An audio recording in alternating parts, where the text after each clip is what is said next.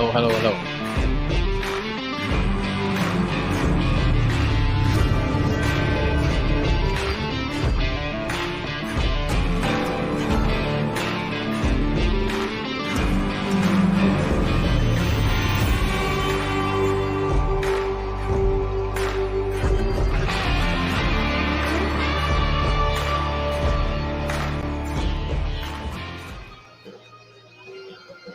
Hello there and welcome to the Heat Army podcast. This is the commentary of Gateshead versus Spennymoor in the Vanarama National League North.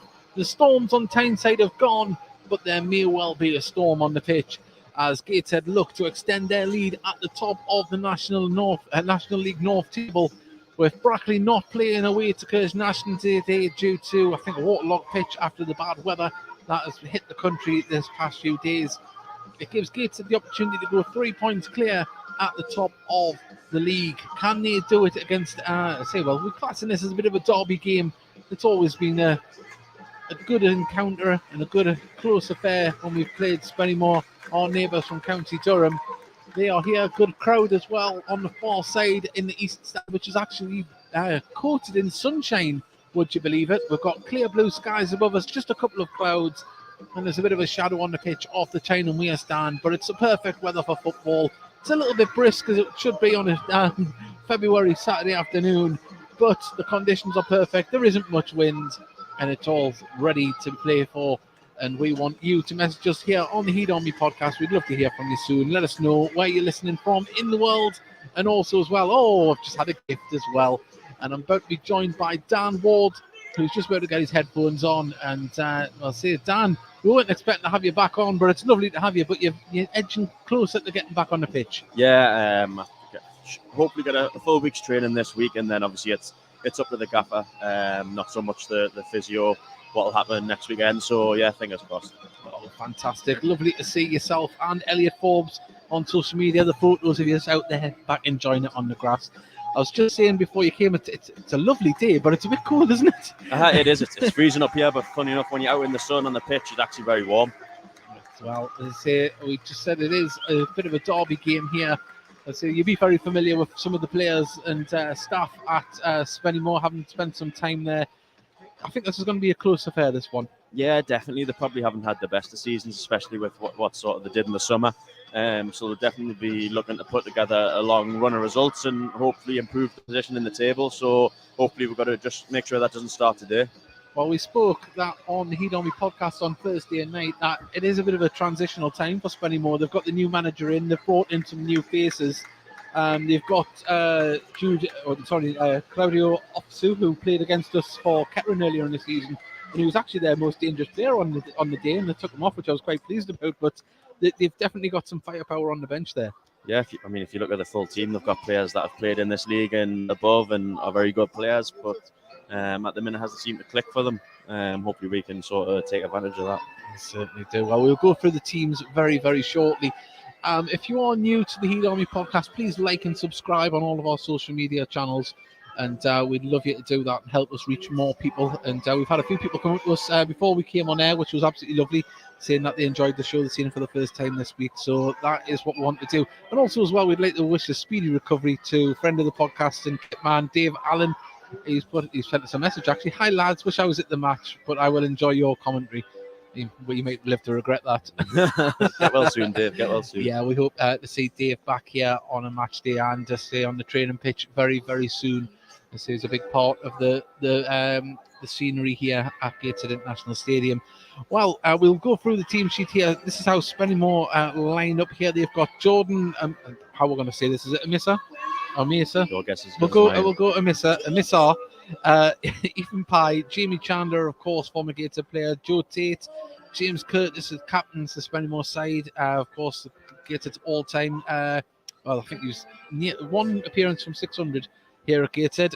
Adriana Moak, Glenn Taylor, of course, up there in the goal-scoring charts with Kedwin Scott and Macaulay Langstaff. Rob Ramshaw, who needs no introduction, Ryan Hall, Kenton Richardson, and Jordan Furless. There's goals in that side, isn't there? We know what Rob Ramshaw can do playing behind the front man, and Glenn Taylor needs no introduction at all, does he? Yeah, certainly they're the two danger men. But likewise on our side, we've got plenty as well. So hopefully, might be a few goals, and hopefully most of them are Gateshead goals today. Well, we've got a message from Liv Walden. She's here again today. Very nice about the message in, even though she's sitting in the stand. Perfect day for it. So thrilled to be here again. Well, thank you very much for your message. Alan Guest has sent us a message. Just have a look at the fixtures. There's only 4 matches going ahead today. Eunice has a lot to answer for. Well, I say if Gateshead can pick up 3 points today, we get that 3-point cushion, and it's always nice to have the points in the bag. You don't want to be chasing it, do you, Dan? Yeah, definitely. Just hopefully we carry on our good run of results. Like you say, we've been involved in a lot of big games this season, and they just keep getting bigger and bigger as the season goes on, but that's what you want as a player. Yeah, and did you find out if it's Marshall or Marshall? Marshall. It is Marshall. I got it right. Hey, it only took 4 years to get a name right. Philip Marshall is in goal for Gateshead, wearing number 1. Robbie Tinkler, Alex Nicholson, Lewis Story, the centre-back pairing with Matty Jacob playing left-back, Owen Bailey, the captain, Greg Ollie, Danny Greenfield, Adam Campbell, Macaulay Langstaff and Kedwin Scott. Jack Hunter, Connor Panny and Taylor Charters and Carl Magnate make up the sub-bench. And we had the news this morning, just before midday, that Taylor Charters' loan has been extended to the end of the season. And I say he's a young lad that's come in. He's given his all in every performance, hasn't he? He hasn't shirked anything. Yeah, definitely a good addition to the squad. He's a great lad. I mean, we've only got 4 subs, so it's good to have another body in and around, and he certainly looked good when he's played. Certainly has. And well, I say I wasn't going to bring this up, but I'm going to. The montage of you lifting weights and doing press ups and that on Instagram was mighty impressive yesterday. Yeah, just keeping active on the socials. We all like to do it. We haven't got a takeaway picture this week though, so you're all Good. right. So if you are following Dan on social media, it's not a lie. It's all hard work. That's what pays for it. To get a body like that. Mine's exactly the same underneath this coat. So if you're just joining us, we are about 7 minutes away from kick-off. The teams are down in the dressing rooms getting the final instructions and getting ready to come back out onto the pitch. Dan, just looking around the stand, another good attendance here. We've got good away following on the far side there. They're the lucky ones in the sunshine at the moment. The lads must be happy with the support they're getting so far. Yeah, definitely, especially with Newcastle being away and a few other games getting called off. It's good to see a good turnout. It is. Well, we are waiting the teams to come out with doing that very, very shortly.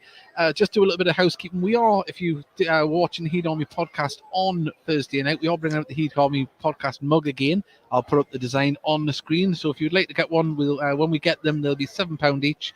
And this is the design there. Dan, what do you think of that? Oh, he's been interrupted, but there we go on the screen there. That is the Heat Army podcast. Lovely. That's going to be on the mugs, and also as well, there was some controversy through the week. Did you see the podcast on Thursday night? I did not. Sorry, I was working. Well, we seen the obviously this photo that was up online about the infamous race here between Kedwin Scott and Owen Bailey. Well, we decided well and truly on the Heat Army podcast because we went fully Channel 4 racing on it. We put the line there. Oh. As you can see, Kedwin Scott wins by a nose, and what a nose that is. His grandma told us off about talking about his nose. But we also found out some lovely information that he was a big Thomas the Tank fan as a kid as well. I'll be sure to repeat that in the changing room. And he had a Thomas the Tank bed that his grandma made. Is there even more? He loved tractors. Only John Deere ones, only like the green ones. I'm going to have to write this down. He's never coming on the show again, is he? But yeah, we find it all out from Kedwin's grandma. She's lovely, Meg. And it's lovely to have her here on a match day. And that is what you should be doing on a match day as well. We've got a big game coming up on Tuesday. After this game, they're coming thick and fast at the moment. We're at home to Farsley Celtic. And if Gateshead can get 3 points today, that game becomes even more important because Gateshead will want to try and build on that 3-point cushion and put the pressure on the other teams. And I think we've just been papped there, haven't we? So I couldn't exactly. He's got a cheeky face on him, Jack. The only thing is, I got a bit padded coat on. I was breathing in. Oh yes. Well, there we go. We might end up on social media. But yeah, I say it's very important. Come down. We love that you get to listen to this. If you are local and you've got a passing interest, there's nothing better than being down here in the stands and supporting the lads because they really do appreciate it. It's not just lip service.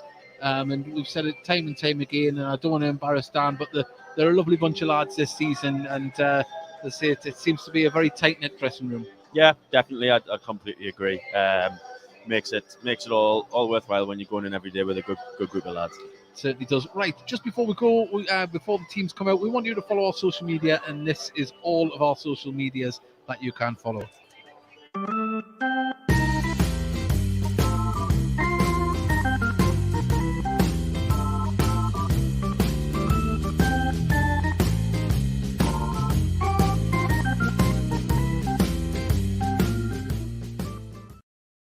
No, that was it. Well, I was just having a little talk there. I was away on Wednesday. I went to York. That was it for my wife's 40th, and well, I did say she was suffering the day after. So I learned to not drink on the train and stopped there. But my wife went to Knit and Natter and got extremely drunk. But I know she isn't listening, so I can get away with saying that. But we are waiting the teams to come out. We can hear the music. Everyone's taking the seats here in the Tyne stand. Still some coming in. And still time for you to share the broadcast as well. And if you are just happen to be joining us on Twitter as well, we're all broadcasting on there. Come across to Facebook or on YouTube. It's a more steady stream, and you'll be able to sit and listen to it all the way through. We see Ian Watson very friendly with a lot of people in North Non-League football. He knows quite a few people at Spennymoor as well. He's just sharing a laugh there. And what made me laugh before the game is that Mickey Barris, who forced us the Heat Army podcast with me, shouted that he... Oh, 1 second. The teams are coming out. I'll have to save that anecdote for later as Greg Ollie applauds the crowd coming out, followed by Philip Marshall, a towering presence in the Gateshead goal. But this is how Gateshead line up this afternoon. It's Philip Marshall, Robbie Tinkler, Alex Nicholson, Lewis Story, Matty Jacob, Owen Bailey, Captain Greg Ollie, Danny Greenfield, Adam Campbell, Macaulay Langstaff, and Kedwin Scott. And on the bench is Jack Hunter, Connor Panny, Taylor Charters, and Carl Magnay. Yes, when Ian Watson was going down the stand, someone shouted, "Wyatt Earp, you're looking good." So it's quite an impressive moustache that he's sporting. It is, yeah. Wow. Can't say otherwise because he is management. Yeah. So we've got a message from Sean Parry. He's put, "Best of luck, lads. Heat Army victory ? Well, let's hope so.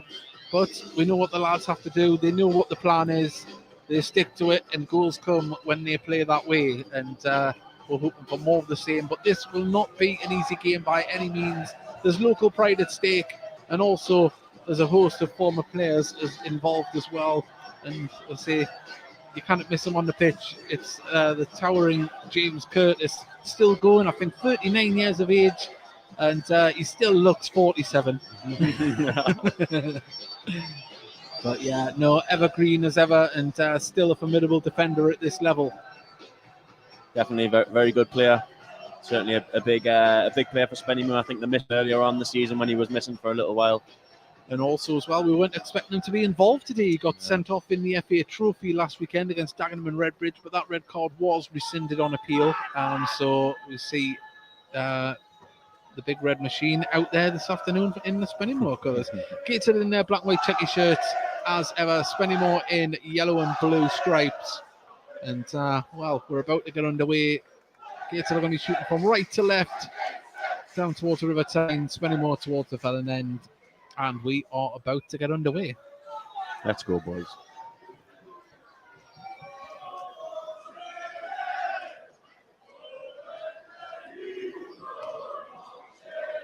Well, the referee's just making sure she's counting the players. It's not often you see them go right through that, is it? Well, at least we know we can count. And we're underway now as Chandler gets the ball and passes it to Richardson. Pings it down the right flank there, but it's nodded down by Story and cleared by Greenfield. And Spennymoor still in possession from the kickoff, trying to build, but now Gateshead intercepting midfield, and Kedwin Scott drives forward with the ball. He's closed down by Chandler, has to turn, places inside to Greenfield, whose first touch was good, goes for the shot, grass cutter, past the post. Oh, very good start. Just a little bit of hesitation there for Greenfield. I thought he might have pulled the trigger a bit sooner. Yeah, I think we're just lining it up. No, great start from the boys on the front foot. It's exactly what you want. Well, we're seeing a lot of teams this season try and close Gateshead down quickly there. We've seen Jamie Chandler come across to stop the run of Kedwin Scott, but he managed to pick out teammates there and carved open a chance in the opening minute. And we've got a message here from Sir Oz, who's put hello all. Well, hello, Sir Oz. Sir Oz. Yes, it's Sir Oz. It's headed back to Jordan Amisa. The pitch looks like it's held up really well. There's been a... I think we've been quite lucky, haven't we, up this part of the world? I think we were expecting a little bit more on the storm front. We didn't get much snow, and that was a foul from Jamie Chandler on Greenfield in the centre circle, who's still down. Looks like he might have got a knee in the bottom of the spine there. Certainly holding his back. Jamie Chandler, former Gateshead player, of course, went to Wembley with the team, and we know what he's about. I think he's going to get a yellow card here, or a talking to. He's a menace. But he's a menace that you like to have in your side, but when you're playing against him, it's a different story. Yeah, I just seen Kedwin Scott getting involved. He loves getting involved, doesn't he? It's all that bravado of winning that foot race with the giant head Owen Bailey. Well, we've got a free kick here, and Bailey is going to be the one to take it. Pumps it up towards the right-hand side. Can Tinkler get it? It's nodded forward, though, by Spennymoor, but intercepted by Greenfield on the halfway line. Story. Let's keep the ball moving. Passes it out to Nicholson. Nicholson plays down the line to Tinkler, whose first touch was good. Now plays the ball over the top, looking for the run of Campbell. Nodded out by Spennymoor. And that was great vision again there by Tinkler. Yeah, when he opens up on that right side, you know he's going to pick a pass out. Well, Spennymoor trying to play it way out of defence, chipping it forward. And Bailey gets the ball, keeps going. He's on the corner of the box, places it inside to Macaulay Langstaff. Campbell gets a shot off, but just skewed off the top of the foot. Yeah, it looked like he took a little bobble there. Yeah. But promising signs from Gateshead, getting the ball forward and getting shots off. But it looks a fantastic crowd here. Hopefully another 1,000+1. It's been another positive of this season that the attendances have got to a constant level, over 1,000. As Bailey wins the header. Kedwin Scott was an elbow in the back there, but referee says no, and Kedwin was fouled on the follow-up, and Chandler, well, he went in late there on Kedwin Scott. He's rolling around on the floor. Chandler walks away. The referee doesn't want to have any more words, I don't think. Yeah, I think that's two in the same amount of minutes from Chandler, but I don't think the ref's going to do anything, is he? I don't think he is. Not even a talking to. Probably would be a little harsh, I guess. I think Keds has made a meal of it. I think Chandler remembered him talking to him there before, with Tinkler's in acres of space on the right-hand side. But it's going to come down the left-hand side towards Jacob, but the ball's going to bounce out of play for a throw near the corner flag.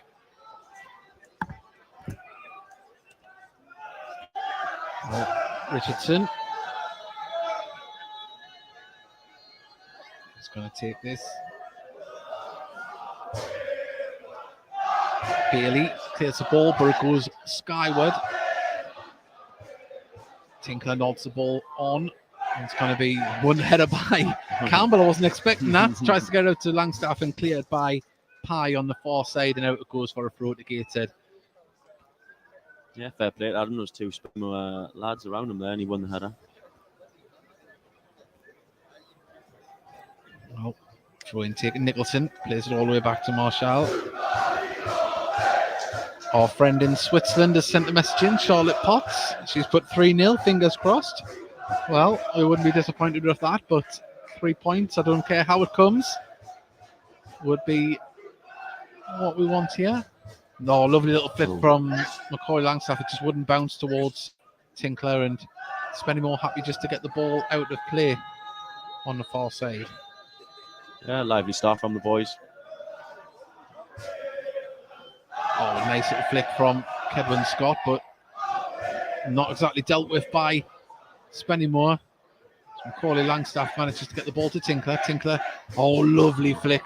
Just couldn't find a teammate, but it might just yet as Curtis goes down very easily there with a little punch from behind from Kedwin. Yes, I think we've maybe seen how the game might play out today. Trying to work out which way the sun's shining. I think it's coming from that side there, the south end of the stand. There's headed forward by Jacob. Scott comes back to and controls it, tries to pick out the run of Macaulay Langstaff. Beautiful ball, he's going to get there. Oh, the keeper was his line super fast. I thought he was just going to nick it in front of him, but the missile was absolutely, he was like a rocket there, wasn't he? Yeah, he was quick off his line, which he has to be when you've got Macca racing in behind. Great ball from Keds there. Well, there was a warning sign for the back line of Spennymoor there. They didn't like the pace. You could see the two defenders were scrambling to get back. It's nodded on by Richardson, but out it goes for a throw into Gateshead, just past the Gateshead dugout in front of us. Gateshead fans in fantastic voice behind us here in the Tynemere stand. Greenfield to Jacob. Story now just carries the ball forward, now puts the ball over the top, looking for Langstaff, who brings the ball down. He's got Richardson all over his back, picks out Greenfield, and now Campbell has it. There's it back to Story and put way too much on it there. And out it goes for a throw into Spennymoor. Yeah, I was saying the pitch was held up well. I think one of the downsides of that was probably had to cut a little bit for the rain. There has been one or two little bobbles that we've noticed there. But the game's on, that's the main thing. That is the main thing here. 8 minutes in, and it is Gateshead 0, Spennymoor 0, but with Gateshead carving out one decent chance in the opening minute. And another shot that went skyward, but Spennymoor in possession at the moment is Tate. Another former Gateshead player, but he plays it at the feet of Campbell, puts a ball through for Macaulay Langstaff, and he needs support here. He's got the ball down towards the left-hand side of the box, cuts in. Can he get it across there? He can. There's nobody there. That was beautiful work by Langstaff. He just carried the ball forward, and you could see as soon as he got on the ball, he needed support, and it just we're missing one man extra in the box there. You hate to see that, the ball flash across the face of goal. You'd almost think that if it wasn't Macca crossing it, he would be the one tapping it in the back of the net. I mentioned earlier on the vision of Ollie and Tinkler, but Adam Campbell at the minute, he's got a radar on that toe at the minute, hasn't he? He's just picking balls out, especially that goal against Blythe when the front three were linking up to make a beautiful goal. Yeah, he's a very clever player, Adam. As he's on the ball now, and the radar was switched off there. Commentator's curse. It just goes straight over play.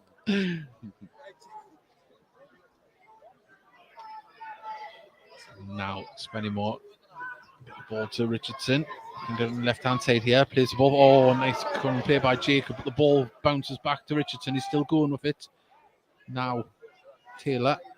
Sorry, that isn't Taylor. It's that was Ryan Hall. Oh, yeah. Now it's Adriano Moak. Plays it out to Pye. Pye. Now on the far side, Spennymoor, the box loaded. Haven't crossed the ball in now. Adriano Moak's got the ball. And Pye got past his man, crosses it in, and Nicholson hooks it clear. It's going to go out for a throw on the far side, and Spennymoor loading the box there. Yeah, some nice play by their left back there. It's an interesting tactic because we've seen the pace of Macaulay Langstaff against the back two there, and if the delivery they put in has to be good, because if they don't, Gates on the break are going to be extremely dangerous. But Moak on the left-hand side. I think it's Pye there that's going to try and cross in Gates to get the ball back now. There's Kedwin Scott is down on the far side in agony. But the game's been stopped now. The referee's going over to assess. I can't lie, I did not see what I didn't see. I was following the ball. He hasn't twisted his knee or anything in the pitch. Going back to what you were saying, it's a sort of unusual thing to see a team come here and have as many players in the box as Spennymoor are. You've got to be confident with your crosses because it's not just the pace of Macaulay Langstaff. You've also got the other players to come into that. Ollie's not too slow himself. You've got Campbell as well. So if they do get caught on the break, it's going to be an interesting race. It's going to be a drop ball here. Be interesting to see if Spennymoor pass the ball back here or.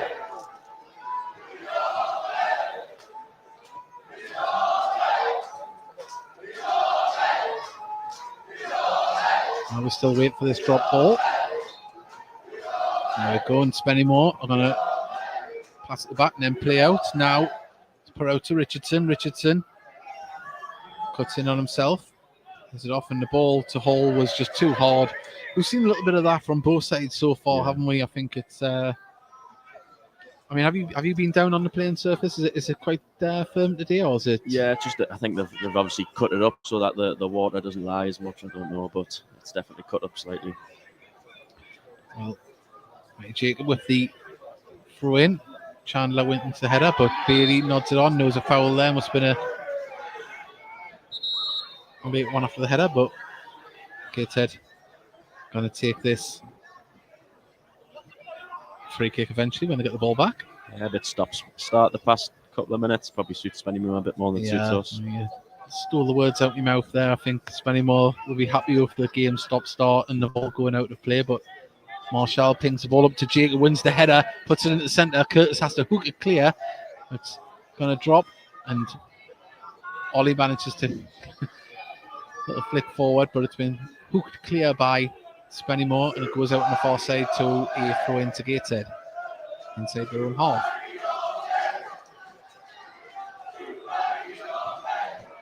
Looks a good 200 or plus from Spennymoor, the travelling fans on the far side. Yeah, fair play. Bailey with Nicholson. Plays it across the defence to Story.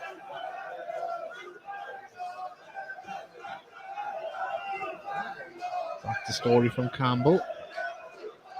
13 minutes gone. It's 0-0 here as Greenfield drops deep, plays the ball across to Nicholson. Ball still inside the Gateshead half. Now it's played forward to Bailey, who manages to get the ball to Tinkler. Now it's back for Bailey on the right-hand side. Can he control it and keep it in? Ball just trickles out just as he gets there. So Moke very well experienced. Southport, York. He's been a good player wherever he's been. Yeah, he's a tough opponent to play against. He manipulates the ball really well. Ball played forward, tussle on the far side, and Gator come over with the ball as Greenfield passes it back to Story. Stormley calmly gives it to Nicholson. Oh, nice stuff from Gator. Unfortunately, the fourth pass went to Moke, but goes out for a throw-in on the far side nonetheless. As Kevin Scott tries to, gets the ball back, nice control, needs some support. Gets the ball across to Jacob. Jacob gives it Campbell. Now with Tinkler. Greenfield's in acres of space as Bailey gets the ball. He was playing into trouble end, dispossessed by Hall, and he falls, and the ball, well, he keeps it in. We couldn't see for the sub bench. Now Richardson for Spennymoor plays it across to Moke, who's being harassed by Macaulay Langstaff as the ball's played through now for Hall. Keeper comes out, gets the ball. Penalty given, didn't get the ball. The ball trickled away past him, and it's a penalty to Spennymoor. Their first chance out of a ball forward. I wasn't expecting Marshall to come flying out, but you've got to get there.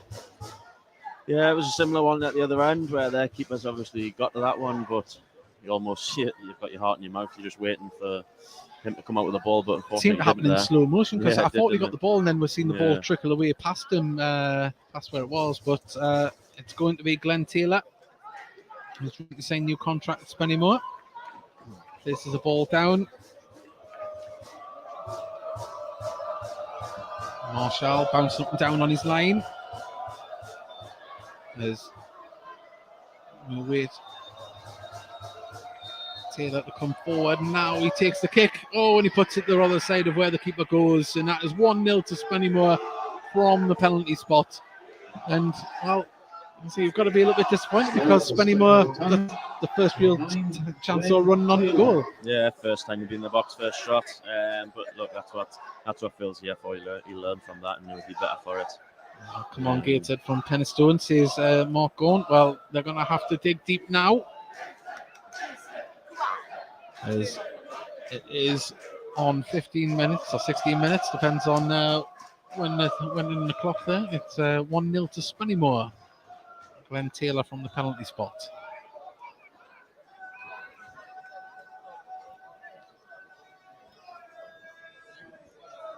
Just need to start again now, just how we started the game. Nothing changes.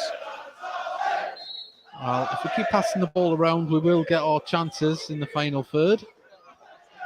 But it just makes it that more imperative as Campbell battling manages to get the ball to Kedwin Scott. He's on the corner of the box on the left-hand side. He's got some support, but he's twisting and turning. Well, that was a block. He got it through the legs of Chandler. As Chandler leaves a little bit of verbals in afterwards. I think it's a little ongoing feud. Yeah, it's been a bit of a battle, that. We'll have to keep an eye on it.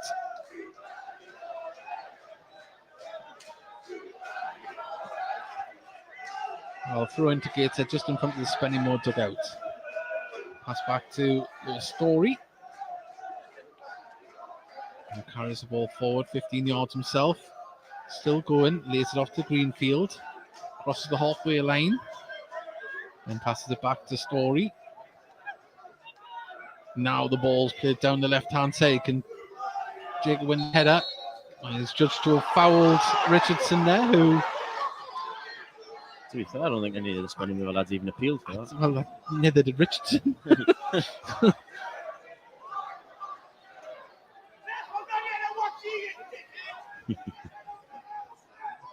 Industrial language in the background, if anyone's heard that. Passion's running high.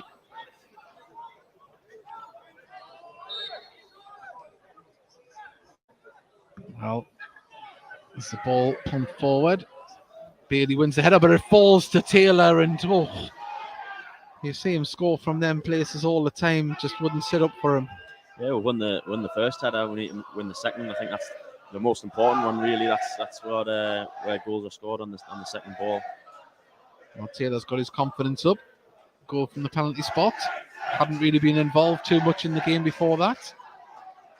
But he'll not mind at all as Bailey carries the ball forward. Was he fouled from behind? He was. And the referee's given a talking to. And well, he is saying that that's probably the final warning. He pointed a few times there, but I think the referee probably needs just to, next time a foul goes in, just calm everybody down. We don't want it bubbling over. Well, the ball to Greenfield wasn't the best. Now Richardson can clear this down the line where it comes off Greenfield and to throw into Spennymoor.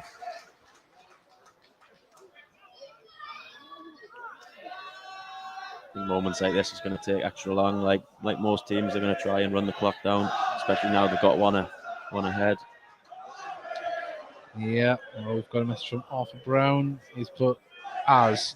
Well, and Richardson, well, he's got the ball but laid it off to Scott. Scott gets it across to Macaulay Langstaff. His first touch was still stayed on his feet, but ball back to Tinkler. Gets it still in possession. Picks out Jacob. Needs some movement in front of him. Campbell, the centre of the pitch, put things. Handball from Tate there, surely. Was that the only person that's seen that? I think I hit his head. Was it his head? He did have his hand in the air. Yeah, it did. We'll say it's a deceiving angle, but now Spennymoor on the ball inside the gated half. Moke still gets it back to Moke now. Chandler. Moke.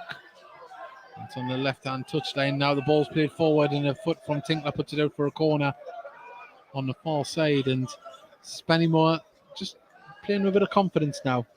Yeah, obviously we've got that goal, so the tails are up. We've just got to get the ball down, play our game. We've been in this position before this season. Certainly not unusual. Well, we'll wait for this corner to come in from the far side.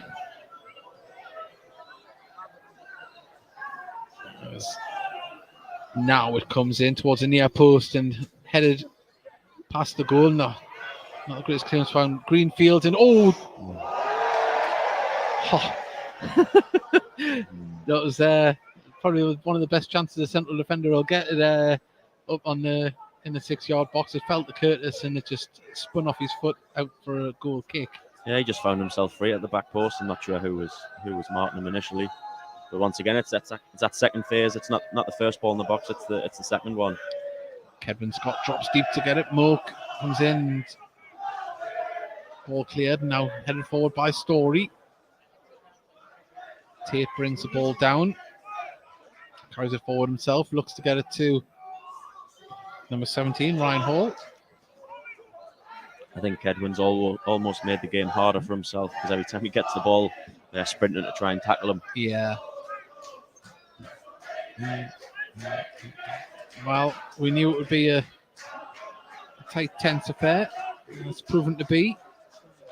Goal deadlock only broken through a penalty. Gateshead having much of the better of the play before that and carving out half chances, whereas Spennymoor hadn't really got the ball into the box. But none of that matters as long as you've got the goal. Doesn't matter how it comes. Gateshead will be looking to get back on level terms as Tinkler lays it off and Ollie gets the ball forward, but intercepted by Curtis. Curtis plays it down the line. Tinkler intercepts again. Now Ollie's got it in the centre of the pitch, lays it back to Story. We're almost seeing 4-1-4 here in midfield and defence. There's got Chandler just sitting in between the midfield and defence here as Kedwin Scott tries to pick up a ball cleared by Curtis.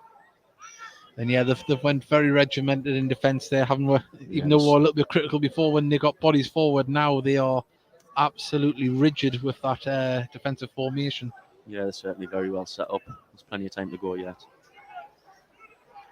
It certainly is. As Marshall has the ball. At the moment, there's only one goal in the National League North, only 4 games. And that goal is here at Gateshead National Stadium. There's Greenfield.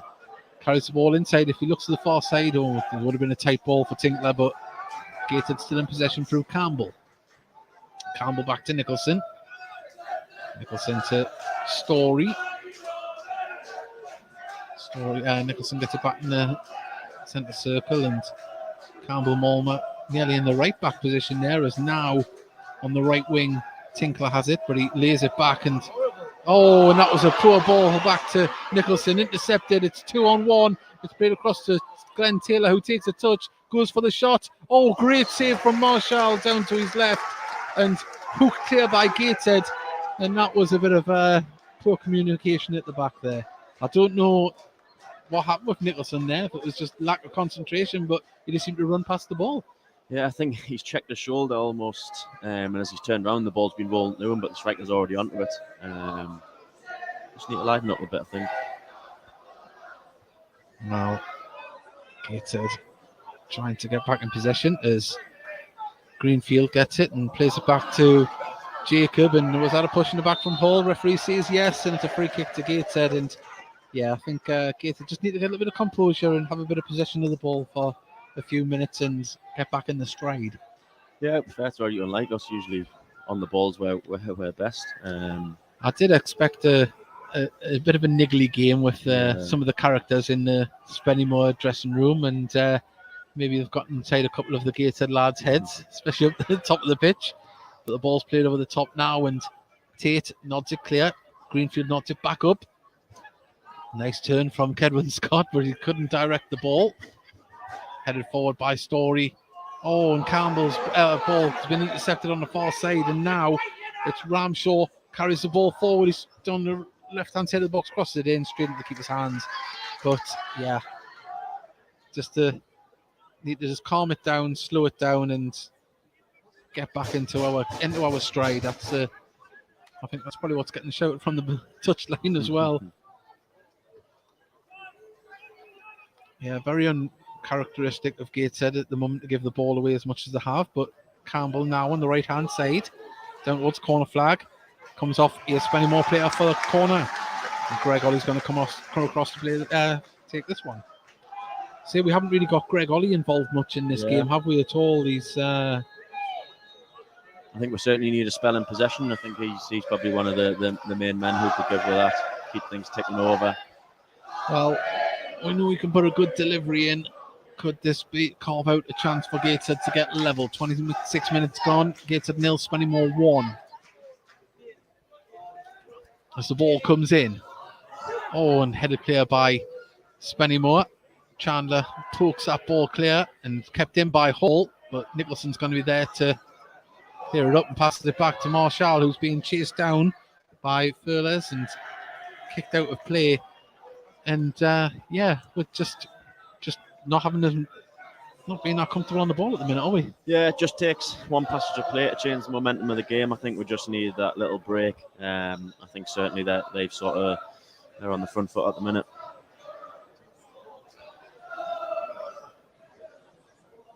Well, we've still got 2/3 of the game remaining. A lot of football to be played, and that's a throw in next to the corner flag on the far side, come off Tinkler.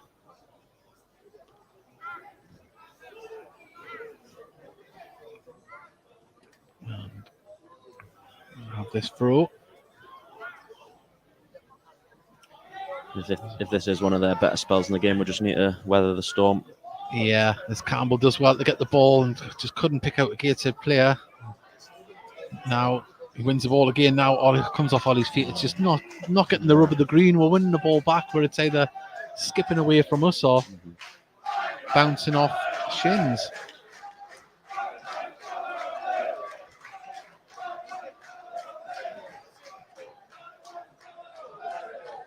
Notice Jack Hunter's warming up. It's a bit early for a sub to be warming up. I don't know if we could see a change.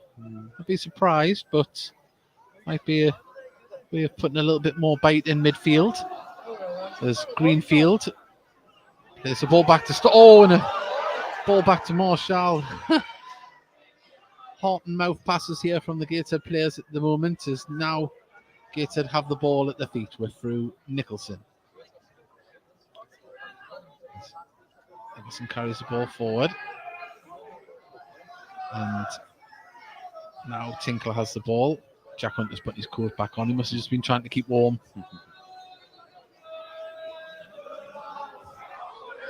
Now Story has it. Back to Nicholson.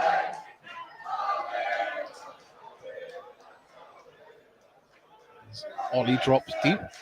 Plays it back to Marshall. Spennymoor happy just to sit and watch Gateshead in possession because they haven't moved the ball forward, but they have now on the right hand side is Tinkler. And the ball just wouldn't go through, but Kedwin Scott gets it through to Campbell. Can he get a shot off? Leaves it to McCall Langstaff. Yes, get in. Oh, another fantastic passage of play from Gateshead this season that leads to a goal. Kedwin Scott's work rate. He won the ball back. Then there's the pass round the defenders, and well, calm and composed. I thought he might have just left it a little bit too late when he got the ball at his feet. Yeah, completely unselfish from having Campbell just put it on it there for Macca. The front three linking up very well. The ball probably haven't seen as much of the ball as they would like, but you know, they get one sniff and they put it away. Wow. I say we said that the front three weren't having as much joy as a few of the players having to deal with the surface and the closing down, but yet again, they said the front three. They're passing that ball around them, unselfish, spreading the goals around, and Macaulay Langstaff back on the score sheet again. There's the ball. It's passed back to the Spennymoor goalkeeper. Taylor wins the header. Story wins the ball there, and now it's with Jacob. As the home fans have come back alive. We're back in this game. It's 1-1. 30 minutes gone here at Gateshead National Stadium. Spennymoor went in front through a Glenn Taylor penalty, but Gateshead pulled one back through Macaulay Langstaff after a great bit of play from the front three. And Macaulay's dad's put "Get in, son" on the chat. Alan Guess put "Get in." Cameron Long, I didn't see this message before, but who was at fault? Was the keeper at fault for the penalty? It was one of them ones where he had to come out and you have to win it. And see the player Ryan Hall, he knew what he was doing to go over the keeper as well. He wasn't brought down. He went over the top of the keeper, didn't he? Really, and that's good play from Jacob Guns, the free kick as well. Yeah, like I was saying, you just need that one passage of play can change momentum of the game, and hopefully that goal's what's going to do for us. And I say, we've seen the grit and determination of this side so many times this season. We've went behind in a few games, but I'd say the manager's belief in what he's installed in is to play our game, because we know it can bring things like that. Yeah, 100%. We won't go away from what we try to do. I'm looking forward to seeing that back on the highlights, because it was a Say it was all in the blink of an eye, wasn't it? It was beautiful stuff. It started off with a loose pass out wide, and we've jumped on it and just went straight from there. Oh, Nicholson, the ball just stuck underneath his feet there. I'm wondering if it's a bit tacky over that side because it's happened a couple of times. Nicholson gets the ball back from Marshall. The ball played through for Kedwin Scott. Can he get past Tate? Tate has to scoop that one out on the far side through into Gateshead.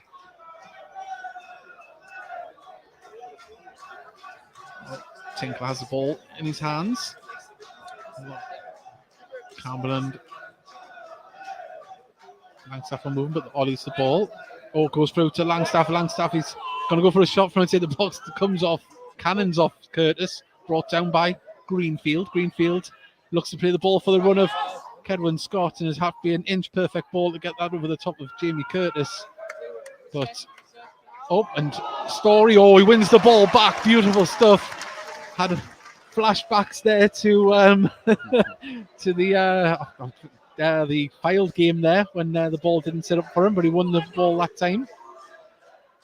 Now it's with Campbell, far side of the box, dinks it over, nobody there, but Greenfield's going to chase it down. Cleared.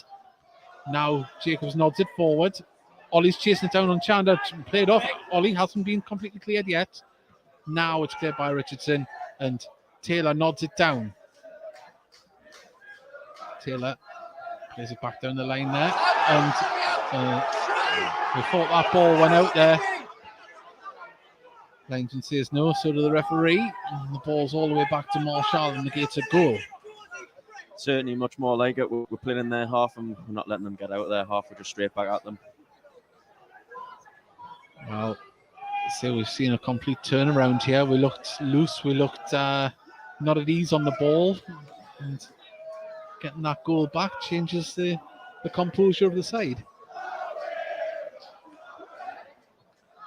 Nicholson plays the ball onto the left-hand side for Jacob. He brings it down beautifully. Can he get the cross in? He can, just too much on it. And that's going to skip out to play on the far side for a throw. And that was a lovely bring down there by Jacob. Yeah, great ball from Nick. You'd want Matty to put that across the face of the goal there. I think with our strikers in the air and their defenders, you'd fancy them. So I think on the floor is probably the better option. Well, away the heat from Peter Walton. Cameron Halls put kick on for 4-1. He must have a bet on. Well, I think there is more goals in this game, but if Gateshead can play the way they are, it might just come for the boys in black and white. As Story in the centre circle carries it forward, gets it to Langstaff, back to and the ball's bounced over Story's foot. Story had to get there, wins the ball again in front of Hall, who was a bit frustrated at that one. I think he thought he was going to win that. And the ball over the top goes all the way through to the Spennymoor goalkeeper. Some crucial interceptions and recovery tackles have been made in this game so far. Richardson is it forward. Hall got it round, but Ollie gets there with a great tackle. Gateshead, can they get on the break? It's Macaulay Langstaff gets it to Greenfield on the left-hand side. Needs some support there. Plays it back to Bailey. Bailey to Jacob. Jacob happy to play it back to Story. Now Nicholson. It's to Campbell. Back to Nicholson just inside his own half. Now he's inside the Spennymoor half. Passes it back to Story in the centre circle. Greenfield has the ball. And Spennymoor sitting a little bit deeper. Every player back. And the ball from Jacob just didn't find its destination. It goes for a throw to Spennymoor. Yeah, Spennymoor, I think that goals made them tighten up a little bit there. They're not as getting as many players higher up the pitch at the minute. Yeah, definitely. Certainly killed the confidence that they got from Richardson stood about 10 yards there, gets the ball back from Chandler and pumps it into the middle. Nodded forward. Ramshaw tries to get past Tinkler, but Tinkler marks the run and plays it back to Marshall. Very dangerous player, Rob Ramshaw. He's got the habit of popping up in the box with a goal. Also scoring the odd worldie as he brings the ball down. Pumps the ball over the top there for Hall to try and get onto it, but Nicholson hooks it clear. Headed forward by Pye. Now, Ryan Hall plays it back to Chandler. Chandler has to play it to Curtis. Curtis plays it down the line. Tinkler puts it back over the top. Not as clear by Tate. Langstaff wins the header. Now it's going to be brought forward, but Gateshead lose out as Glenn Taylor brings the ball forward, puts it out to Hall on the right-hand side. He's running down into the corner of the box, takes it down the right-hand side of the box, crosses it off. Story, can Story keep it in? No, it rolls out for a corner next to the corner flag. But Ryan Hall, when he gets going, he's got a bit of pace on him, hasn't he? Yeah, I mean, with Rob, Hawley and Thulis up top, then you've got a lot of pace. Obviously, Glenn's more the target man, but them three, you've certainly got pace to run off Glenn. You just got to be careful. Well, it's Ethan Pye has come over to take this one. On the near side, down our right-hand side here. As the corner comes in, it's deep, headed clear though, and Moke is going to let that run out on the far side.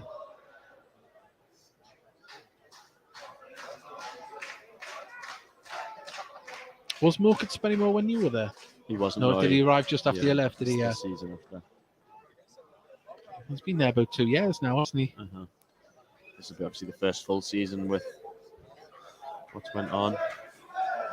Well, Moke wins the header, goes central there as Campbell tries to bring it down, but Ollie's there to knock the header on. Campbell battling, was he brought down? He was.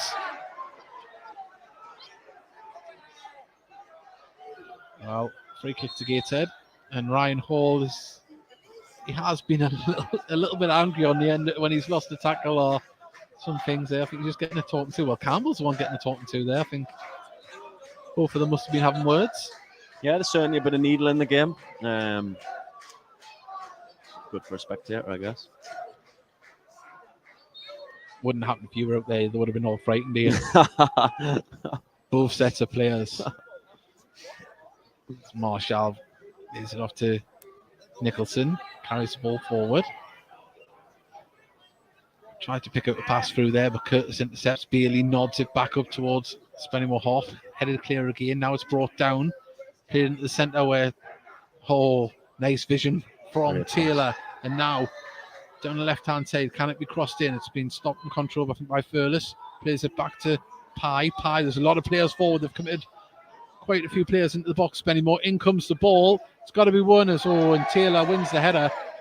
And over the crossbar it goes. But just like earlier in the game, committed about 8 players into the box there. Yeah, you certainly don't want to see Glenn Taylor get a free header. Luckily that time he didn't manage to steer it goal bound.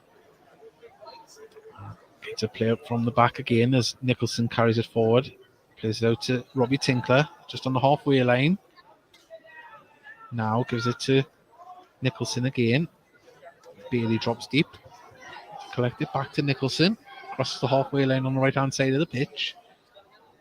Movement in front of him, Tinkler. Controls the ball well, stopped it dead. Can he get past his man? He was dispossessed. And the ball is going to go out for a Gateshead throw. I thought Nicholson might have let that go out there. Well,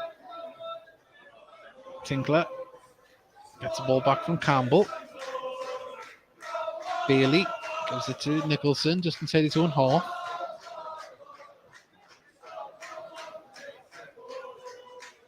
It's a movement in front of them with Jocelyn looking to pick out the right ball. Story has it in the centre circle. Greenfield drops deep to the left-hand side here. Plays it forward to Story. Gateshead hoping the Spennymoor player might get sick and move out of position as they try and break them down, but Ollie has it on the right-hand side. Gets it to Campbell. Campbell plays it inside there. And just played it behind, but the referee gets involved for Gateshead. And he stops it because the ball come off him. Unbelievable, that's what he did. Was there an offside flag? No, it hit off him, but yeah. I don't know how we can guarantee if it didn't hit off him that it was going to go to a Spennymoor player. The ball was just cannoning everywhere.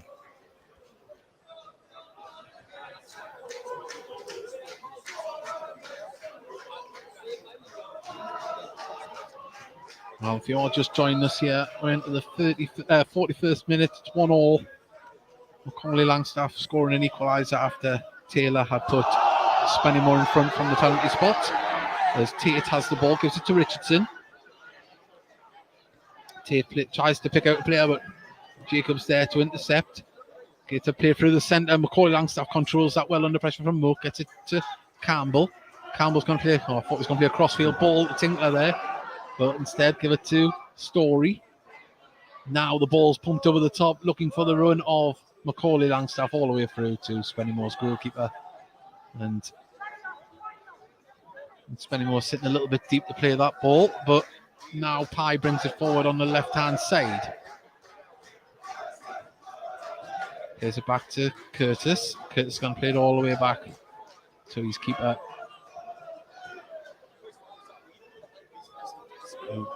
Now pumps the ball up, looking for Taylor as Story heads it clear, nodded on by Ollie. And Macaulay Langstaff manages to got the ball forward, but Curtis is there just to get it forward.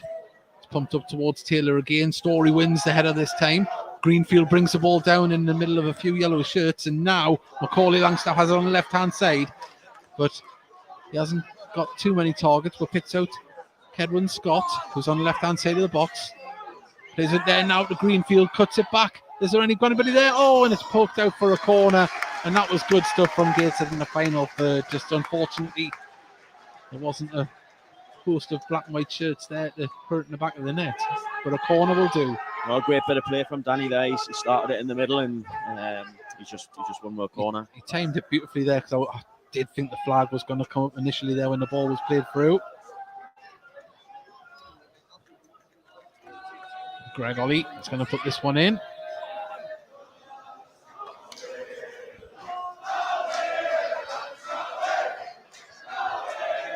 It's going to have to be a good delivery with the height of these Spennymoor defenders as the ball comes in. Oh, nearly did. Curtis nods it clear only to the far side of the box.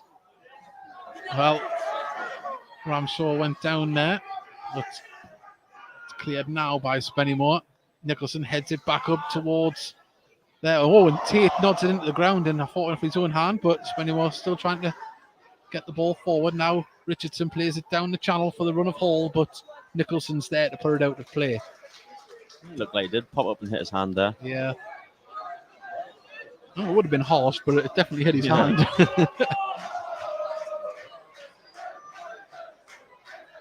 Well, Richardson with the throw in. Halfway inside the Gates of half on right hand side in front of us. Macaulay Langstaff pokes the ball forward, but Pye's there, and Campbell picks up the loose ball. Good recovery tackle, but falls to a black and white shirt, and that's good vision from Greenfield. And just a ball bounced away from Campbell. Yeah, just unlucky. It was the right idea.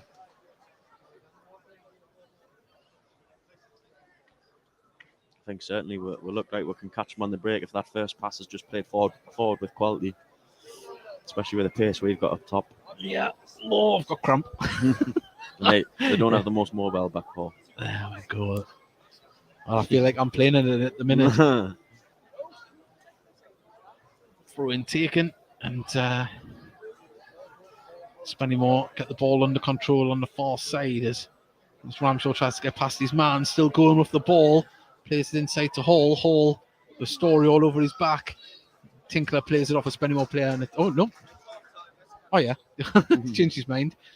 As the ball went off a Spennymoor player there. Throw taken, Nicholson. Plays it just down the line to Tinkler, inside to Story. Story's wanting a bit of movement there in front of him. Now Jacob can bring the ball forward as the ball goes through to Macaulay Langstaff. He's driving down into the box. He's still going, tries to cut it back. Goes out for a corner. Making something out of nothing there, Macaulay Langstaff. Yeah, driving definitely forward with the ball. Some direct running, and obviously with his pace, and they can't dive in as soon as he gets in the box. They've got to sort of wait for him to make the move. We've got a corner here. 2v1. Short corner here is now Ollie has it on the right hand side of the box. Goes for the shot. Oh, and it goes through the legs of Story. I think his keeper had it covered. If it had got a little nick off a boot there, it might have went on his left hand side. Yeah, we set up a nice little short corner there. I haven't seen that in training, so it was off the cuff, but they only sent one man out, and we took advantage and managed to get a shot off. It worked very well, didn't it? Well, I didn't see how many. I think it was a minute added on there. The free kick to Gateshead as Owen Bailey was fouled in the back there. Now,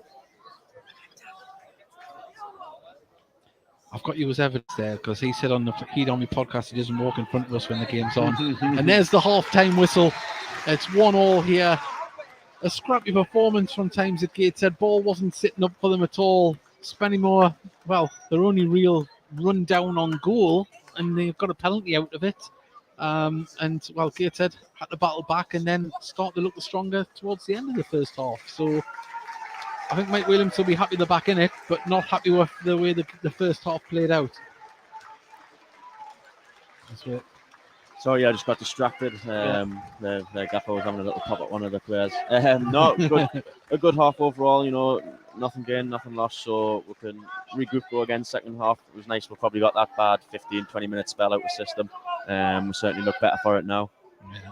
Well, Jimmy Chandler there doing the best John Fashanu there. You give it all on the pitch and sweeten the referee on the way back to the tunnel. It is 1-1 here, half time. Let's see, I think we'll let Dan go to the toilet and get a pie on the sneaky side. Remember, do like the Heat Army podcast and follow us. We're just going to play out the interview with Ross Black. We're going to get a new one to play out. Don't worry. This is just to give us a little time to go to the toilet. If you haven't been with us Thursday night, but it's going to be Wednesday night this coming week. We're going to get some guests on and we'll be full on Gateshead chat. And remember, follow our social medias. And this is Ross Black from the Gateshead Foundation talking to us on the Heat Army podcast.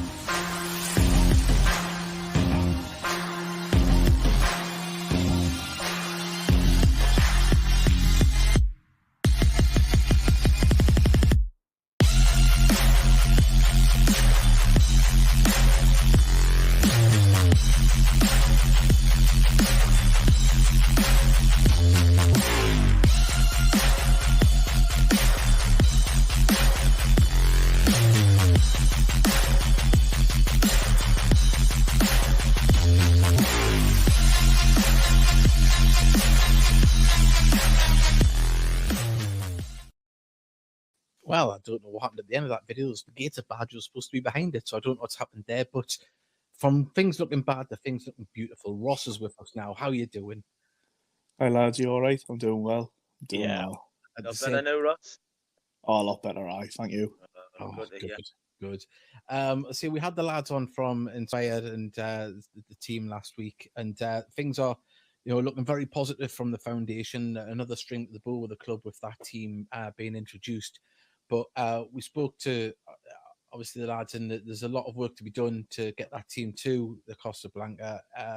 Is there anything that you want to add in the way fans can get involved to help with getting them there? Yeah. So luckily enough, I met the lads today. So we had another meeting with the club and the foundation ourselves were inspired. We've got now in place 2 bucket collections for upcoming home games. So they'll be announced when it's all set in store. So that'll be good. So the lads as well who will be involved in the tournament will be there. So you can chat to the lads when you're on the way in the ground, inside the concourse area. I'm sure you'll see them. It'll be good just to get them familiarised with the rest of the fan base, because they are going to be another Gateshead FC team out there. We're going to have a big push on player sponsorship, as if like the normal first team does, and the ladies team. So you can sponsor a player once the teams are announced. That'll be another big way. We've had talks about potentially doing a 24-hour football match. Yeah, that was mentioned last week. That'd be good if we could get that streamed as well, so you can donate whilst watching the stream. That was something we're talking about today, which we would hope to get involved in. And from a foundation point of view, we're all going to be doing. It's not just a one-off thing. We're hoping to take this further so that we can compete under the Gateshead FC banner in Britain, in leagues, in competitions with fellow disability teams up and down the country. And I feel like this is just the start of things to come, hopefully. To say that I'll just say this and then like Mickey just to say it's another string to the bow. We would say how far we've come in such a short space of time since we all know what happened. To have a ladies team and now moving on to having this and having a disability team is just showing you how much the club is growing and reaching out. 100%. You know, like I say, we'll get on the other stuff with the foundation as well after we speak about Inspired. But it's great that they felt comfortable to come on board with the foundation and the club. We're building relationships there that are going to take the club to the next level. And I think also we're learning as a club that we are a hub of the community. And I feel like since we've become fan-led and local business-led, it's really had that feel to it, which, of course, we've always had a great relationship when like Graham Wood was in charge. This time we've got to go out there and do it ourselves. And I feel like as a foundation, and a shout out to the trustees as well who work non-stop to get these links and make sure that these links are out there. And I feel like we're getting to a point now where we're starting to see a bit of growth and the name's out there a lot more. And I think that coincides with the feeling inside the stadium as well. Even before results flew up at the start of the season, it did feel a much more community feel to things. And what I notice as well on a match day is you do see a lot more families there now. And I feel like with the work the foundation's doing, the club's doing, and just the overall match day experience, that can be a good way to start, you know, seeing all the young lads and lasses coming to see the Gateshead and hopefully being the number one team is what you want. Definitely. I mean, midweek games, we always struggled. Nearly 900 there on Tuesday. I think the previous Tuesday we had a game was something similar, and getting over 1,000 on a Saturday. So things are starting to go up, and that's got to have something to do with the community-based themed in the club. It's got to have, in my opinion, it does anyway. Yeah, I think it works hand in hand. I think if you're inside the community as well and enjoying the football club, then it comes to a point where you want supporters there that aren't going to come just when we're doing well. Because at the moment, we've got to capitalise on the good performances we are doing, but we've also got to build a platform where the services we're doing in the community is then reflected in fans being brought on. So that would be one for the future.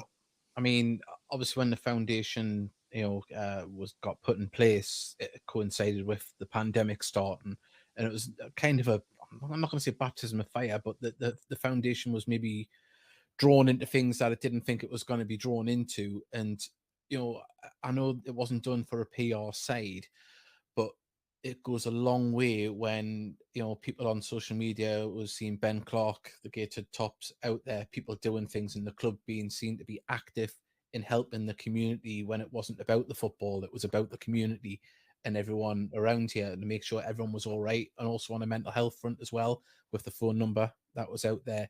There were so many strings to that bow that were tied up straight away and were put into action that maybe you would think could probably take a little while. I think it put the foundation in a light that maybe elevated it a little bit quicker than what it would have just, reaching out initially. It got knee deep into the community right at the beginning. Yeah, 100%. Like even just before the pandemic, we were lucky enough to get links with the Gateshead Food Bank.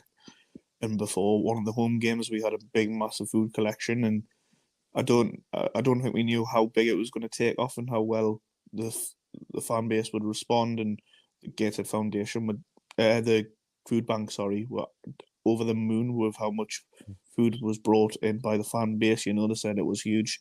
And that's one thing we are still going to do. We had 3 dates slotted in, and due to COVID and the FA Cup and that, we haven't managed to get that done yet. But that's definitely one thing we're going to be doing upcoming.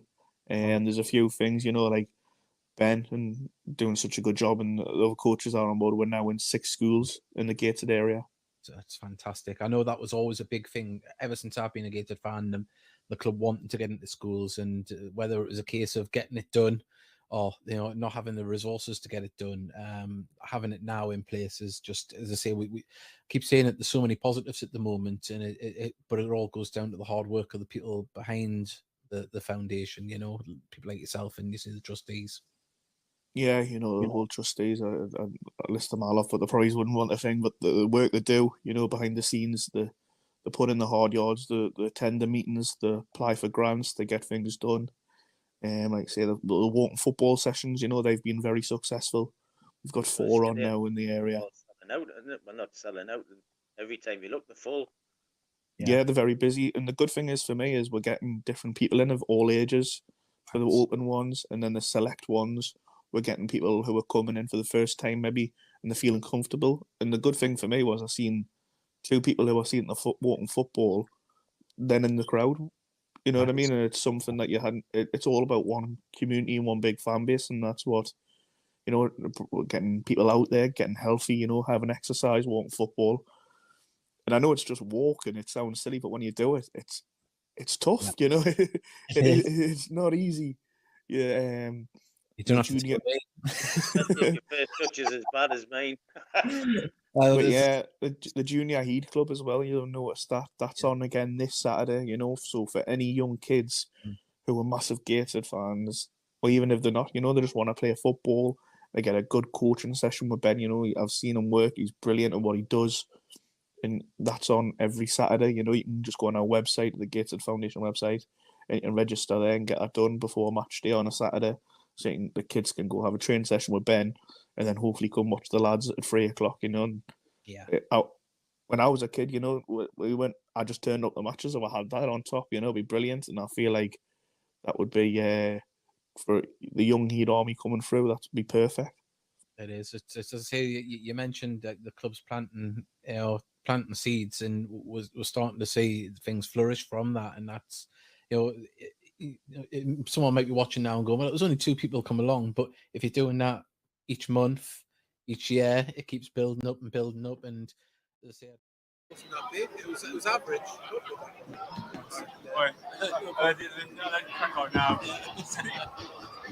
Well, you join us back here. We're waiting for the teams to come out very shortly. We've just seen that the Kidderminster game has been abandoned due to a bad injury, which is something you never, ever want to see.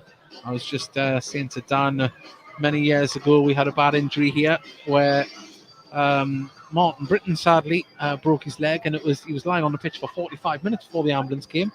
So it was quite horrific. Thankfully, he came back to play. After that, it was a long road back, and we wish whoever it is a speedy recovery, because it's bad enough getting an injury and being sub, but when it's something like that, enough to stop a game, it's just shows you, yes, it's a game, we all enjoy it, but it's physically and mentally, it's more important, isn't it? Yeah, it's such a shame. You never want to see that happen. It's horrible to see. I just wish everyone was fit and healthy. But of course, as Kidderminster, like ourselves, have had a fantastic season. Their run in the FA Cup was extended. They did very well, and obviously it's not something they'll want to have happen. And obviously, I imagine the game would have to be replayed. The full game, you would imagine, would been stopped in the first half. But we'll have to see what happens. See if we can get any updates on that later on. But I'll go through the scores in the actual National League North, where they are. 1 second. Click the wrong button. And I'll scroll down. And there it is, 0-0. Well, say that game has been abandoned. It's still up there. 0-0 between Gloucester and Darlington. 1-1 here between Gateshead and Spennymoor. And Chester are winning 1-0. It's still being played there. Delayed kickoff down at Chester. So we'll have to see about that. Looking a little bit further round. Sunderland on 0-0. The Newcastle result was 1-1 earlier, and for other local news, Middlesbrough are losing 1-0 away to Bristol City. And I'm not sure about some of the other games in the Morpeth are losing 1-0 at home to Hyde. So they've had a fantastic season. Didn't start off too well up there at Morpeth, but for a hell of a run together. FA Trophy and FA Cup runs in between, and just shows you that you can have a bad start, but your season, if you put a run together, you can climb up the league. Yeah, absolutely flying. They've got some really good players. I know a few of the lads and a few of the people who work up there. They've got some good players, and they're certainly doing really well in what's looking like a really tough league. You look at South Shields, who are obviously a good team. That they're not walking away with the league like they have the past couple of leagues. Well, just on that front, at the top of that league, Buxton have just went top. Well, if the results stay that way, they'll be top by 1 point. Very tough at the top there, but also another, well, not a local team, but a northern team, Scarborough, starting to flirt with near the top of the league there as well. And that would be another good derby game, wouldn't it? Another good day out, not too far away. But we might not be in this league for that to happen. Yeah, hopefully. Hopefully. And as I say, if we do go up, obviously there'll be TV games, hopefully. I say the last time we were in the National League, they didn't like to pick us, but hopefully we have to make it so they pick us. If we're playing football like we are, it can't be ignored. And talking about being ignored, we don't want you to ignore it either. Get down on Tuesday night, Farsley Celtic here at Gateshead International Stadium. It should be another barnstormer of a game, and it could be that much more important if Gateshead get the 3 points here this afternoon. It's 1-1 if you're just joining us. Gateshead falling behind for a Spennymoor penalty from Glenn Taylor, and Macaulay Langstaff equalising after some fantastic link-up play between Campbell, Scott and Langstaff. And the teams are coming back out onto the pitch. I don't think we'll see any changes here from either side. But we're waiting for the referee to come out and all the players to get onto the pitch, and we'll be underway shortly. But I think, well, I would hazard a guess that the message from the management will be calm it down and play your game. Definitely. I think that towards the end there, especially once we'd scored, we put our foot on it and had a spell in possession. And certainly at home, and that's what we like to do. Well, all the players are back out. We're just waiting to get the referee and the ball on the penalty spot. Gateshead will be kicking off here, shooting from left to right.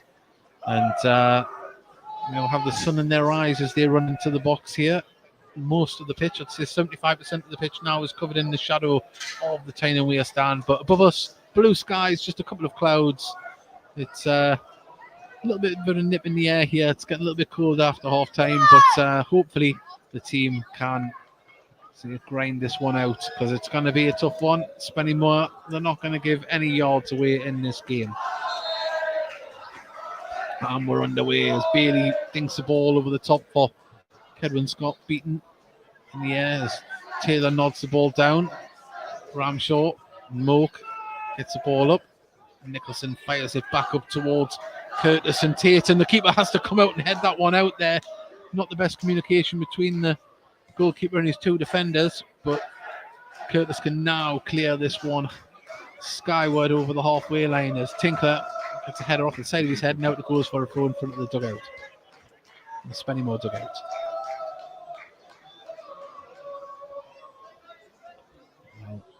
Pye has the ball in his hands. And if you do want to message us, you can.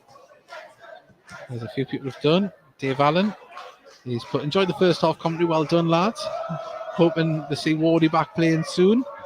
And so we will turn this around and take 3 points. Well, plenty of time to do it, but we've got to play our game as Moke gets past Campbell. Now Chandler turns on the ball, holds it up and plays it back to Curtis. Curtis now plays the ball up to Taylor. Taylor nods it on. It gets through to Ramshaw here on the left-hand side. Takes a touch, carries it down towards the dead ball line, crosses it across there over the top, and it's going to be kept in on the far side and crossed back in. Story heads it clear, and it's going to go out for a throw on the far side. Little spell of possession for Spennymoor in our half there. They got it out one side quite well and put it in the box and then put it back in.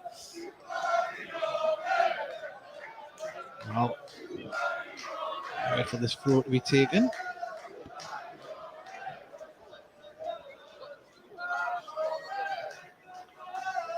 I've just had another message saying about the game being called off down at Kidderminster. Thank you very much from Craig. As Tinkler intercepts the ball there now, carries it forward, plays the ball into the centre, but the two defenders were there to jump on it, but Chandler just gets in front of them now. Moke gets past his man, still going with the ball. It's good footwork from Moke. Gets it to Ramshaw on the left-hand side. Back to Moke. Spennymoor committed players forward again here. As now Tate tries to ping the ball forward and slips as he kicks it, and out it goes for a throw into Gateshead. Halfway inside their own half on the far side. There's Story. Plays it back to Marshall. I think you can see that Chandler and Mook have had instructions to get more of the ball, I think, haven't they? They've been like a rash in midfield to get that ball. Yeah, Mook's very difficult to play against. He's very quick and lively on the ball. He drops the shoulder, goes one way, goes the other. You've just got to sort of almost let him do what you want to do, but keep him in front of you and don't let him run past you. Trying to throw into Spennymoor on the far side in their own half. McGill's going to bounce through and Greenfield manages to get it forward, but now it's been put down the line by Spennymoor. Back to Marshall. Really big kick. Curtis heads it back. Ollie gets it up to Campbell, who wins the header but couldn't guide it towards the Gateshead shirt. Ollie brings it down and tries to pick out a ball to the right hand wing but bounces out. I'd like to see a little bit more of Ollie on the ball in this half. We didn't see much of it in the second half. Yeah, definitely. He certainly makes us play, makes us tick. But that said, Greenfield and Campbell certainly doing their duty, helping out in midfield as Kedwin Scott has the ball here on the right hand side as Mook just plays it out there. No nonsense. Throw into Gateshead. Yeah, I think Danny's been really good today on the ball. And like you say, Adam, certainly when you give him time, he can pick a pass. Just a matter of getting him on the ball at the minute. Campbell receives the ball from Tinkler. Plays it to Ollie. Ollie dinks the ball back to Nicholson on the halfway line. In turn, plays it along to Story, who's going to cross the halfway line. Carries the ball forward another 10 yards. Picks out Macaulay Langstaff back to Story. Jacob back to Bailey, who finds himself at the back. Nicholson. He crosses the halfway line himself. Carries it forward 10-15 yards. Dinked out Ollie to Tinkler. Back to Ollie. He plays it inside to... just wouldn't sit up for Scott there. And, well, Scott has just to have left the foot in on Chandler. It's been an ongoing battle that this afternoon. Yeah, I didn't actually see that. It must have been a little bit after the ball was played. Yeah, well, Chandler's in quite a bit of pain here, and I think we're going to see the first yellow of the game here. It'll be interesting to see if Chandler makes a miraculous recovery after he sees the card. He's still bent over at the moment. He's walking a little bit gingerly there. I think he's been caught on the top of the foot.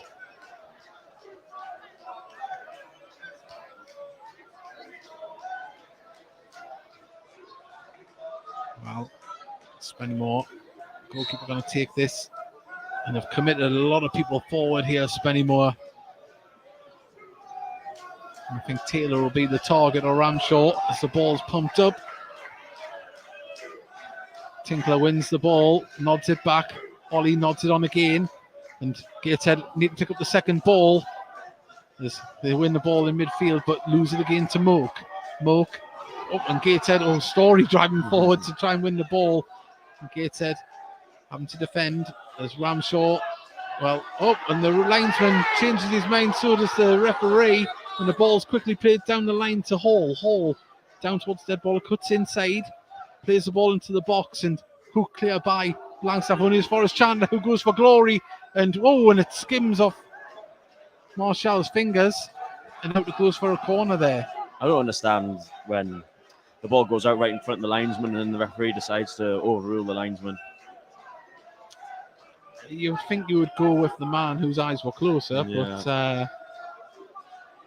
Yeah, Chan just had a shot there. It didn't look like there was much pace on it, but I think it might have just bobbled up in front of Phil, and he's had a tip around the post. I've got a corner on the far side. I think Pye, that's one over there to take this. Mook is in a fair bit of space on the edge of the box here. But the ball's going to come in towards the 6-yard area, and it's headed over.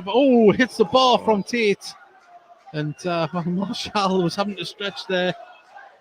I'd like to think he had it covered, but that was it seemed just a dip, didn't it? Yes, strange one to be fair. Another free header. Jacob now has the ball, plays it back to Story.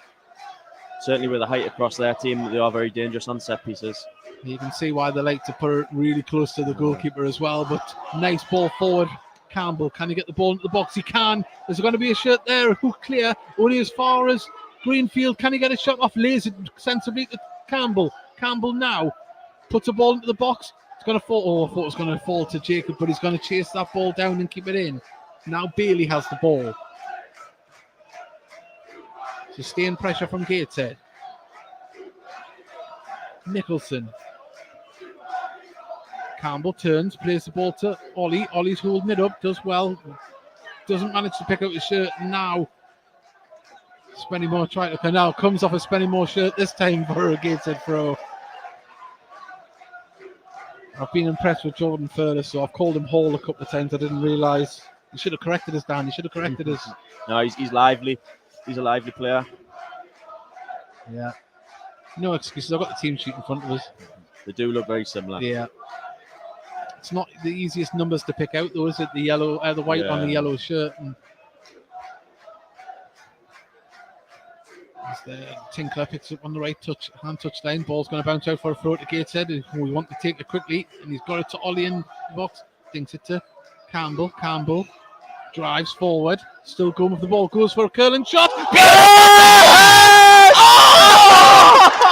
Get in! That was pure filth from Adam Campbell. An X-rated goal. Oh, he drove with the ball along the edge of the box and just curled that pass with pure perfection. Filth, pure filth, Adam Campbell. Unbelievable. Oh. I'm absolutely over the moon for him. I'm gobsmacked by that. That was a beautiful goal. Oh. From where we're sitting, it looked like it was just going to sail, and then it just last minute, you just seen it go the other side of the post. Well, the Gateshead FC ladies manager Simon Johnson's just walked past and give a nod of approval. When you get to see the highlights of that one, beautiful. Gateshead 2, Spennymoor 1. Oh. No, really good finish. Like I say, really happy from him. He worked so hard, and he's one of the more unselfish strikers. And he certainly, goal and assist today, he definitely deserves it. As I say, we've been praising him like we have with a lot of the lads, and that was just a beautiful solo effort. There wasn't much else on either. Spennymoor was sitting deep. He couldn't pick out a teammate, and just, well. Yeah, I look forward to watching that one back. I dread to think we sound like we were making love there on that one. A lot of moans and groans from Ward and Gaddis. Jacob brings the ball forward on the left-hand side, cuts in, keeps going, trying to pick out Campbell. The ball's going to go for a throw on the far side, and Gateshead. Oh. Yeah, we've just got to keep on the front foot now. Just keep. They're enjoying themselves at the moment. Yeah, Gateshead is applying the pressure. Ball pinged into the box, had to be cleared by the knee of Curtis. I think that Sun's almost in there, defenders. Lovely stuff from Bailey. Bailey brings the ball forward. He's going to go for his shot himself. It deflects off corner, and that shows the confidence of these boys. They're happy running with the ball at the feet. No, brilliant. Bales just picked up the ball in midfield then and drove forward. There was nothing on, so why not have a go himself? He's got himself a corner. Well, the two men that were up with him were heavily marked, so it was the option that was on, wasn't it? But Ollie goes across to the far side, and well, you can hear by the crowd behind us there. That goal's brought everybody to life.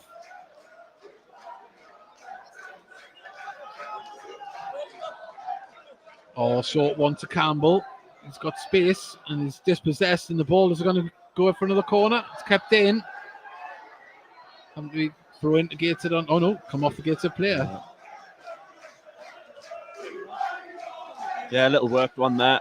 It certainly worked in the first half. They seem to sort of almost switch off. That's two now. We've got a few messages there. Someone's put pure filth, tell us more. We've got football porn. Who's doing commentary for me? It's the beautiful Dan Ward. That's who's doing it with us.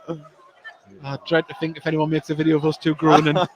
Now is Gateshead on the ball again. Campbell dinks the ball over for Runner Greenfield. Had to be intercepted there by the Spennymoor defence, and just happy to hook the ball clear. And it's a foot race between Nicholson and Furless as Gateshead have the ball now. Back to Nicholson from Bailey. Certainly settled the game down. I just hope we did the goal justice. Oh, it was, I can't wait to see that back, because the camera has the same angle as us as well, Yeah. so it'll get the full lovely touch from Ollie to get it to Bailey, but now it's with Nicholson.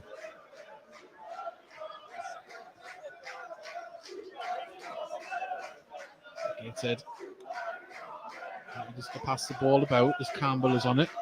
Plays it forward to Scott, gets it back to Campbell. Campbell, lovely passing from Gateshead as Ollie gets it out to Jacob on the left-hand side. Puts the ball into the box, looking for, gets through to Tinkler on the right-hand side of the box, lays it off to Campbell. And goes for a cross. Nodded back across the box, though, from Spennymoor. Mook manages to get it to Ramshaw. Trying to see what's happening. Someone walked in front of us. As Ramshaw's the ball down towards the corner flag, and it comes off Tinkler for a goal kick. But we're making Spennymoor have to panic a little bit on the ball. Yeah, good bit of possession. Almost similar to what happened after they scored the first. So got their tails up, but certainly we're applying the pressure, and we're not letting them get out of their own half at the minute. Into the 60th minute here, Gateshead 2, Spennymoor 1. We've seen some, just I'm going to describe it as filth. It was beautiful, beautiful filth. That FX makes working well as the ball's nodded over the top, and Langstaff and Curtis are having a battle there as Curtis does well, as we've seen so many times here at Gateshead, just mop up at the back. Now Mook brings the ball forward, plays it across to Chandler. Chandler sprint with the ball on the right-hand side of the pitch. Still carrying forward the ball. Ramshaw's in space on this side. Now you have some five shirts in the box. Ball crossed in. Story does well on the far side to make. Is that going to goal kick? That was a bit of theatrics from the linesman there, wasn't it? He didn't know what he was going to do. He certainly waited before he gave it, didn't he? Goal kick to Gateshead. Fans in, great voice. They certainly are.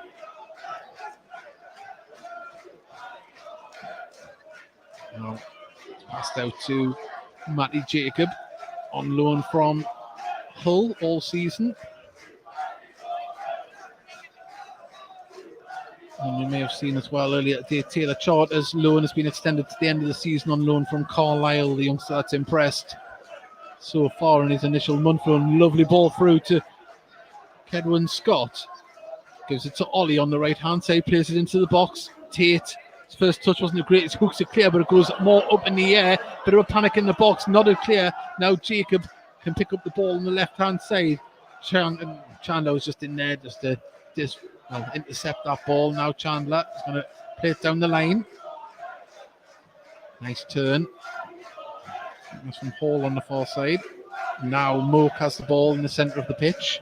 Under pressure from Tinkler. Tinkler's chasing it down. Now the ball comes forward with Pye. Tinkler. Brilliant Robbie fantastic Tinkler. Stuff there. Caused Pye just to put it out. Great pressure. Brilliant. He just chased Mook across the length of the pitch, and he got his rewards with one throw in. Considering he had found himself out of position as well. He chased them back into position. Jacob on the left-hand side. Half inside. Spennymoor half, played it back to Story. Campbell tries to play the ball forward, but finds up Chandler's feet.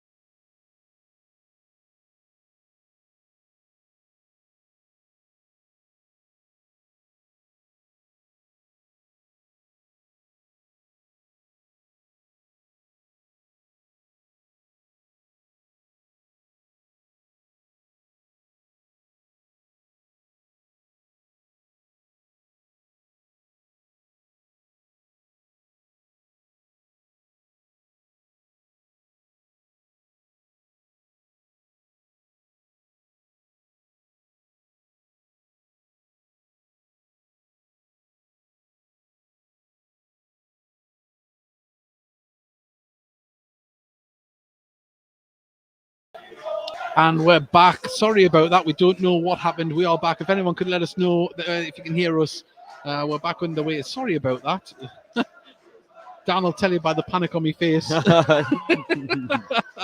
If you could quickly let us know if we are back on, if we're sounding all right, as Taylor wins the header. And, wow, looks like Story just caught the toes of Furless there.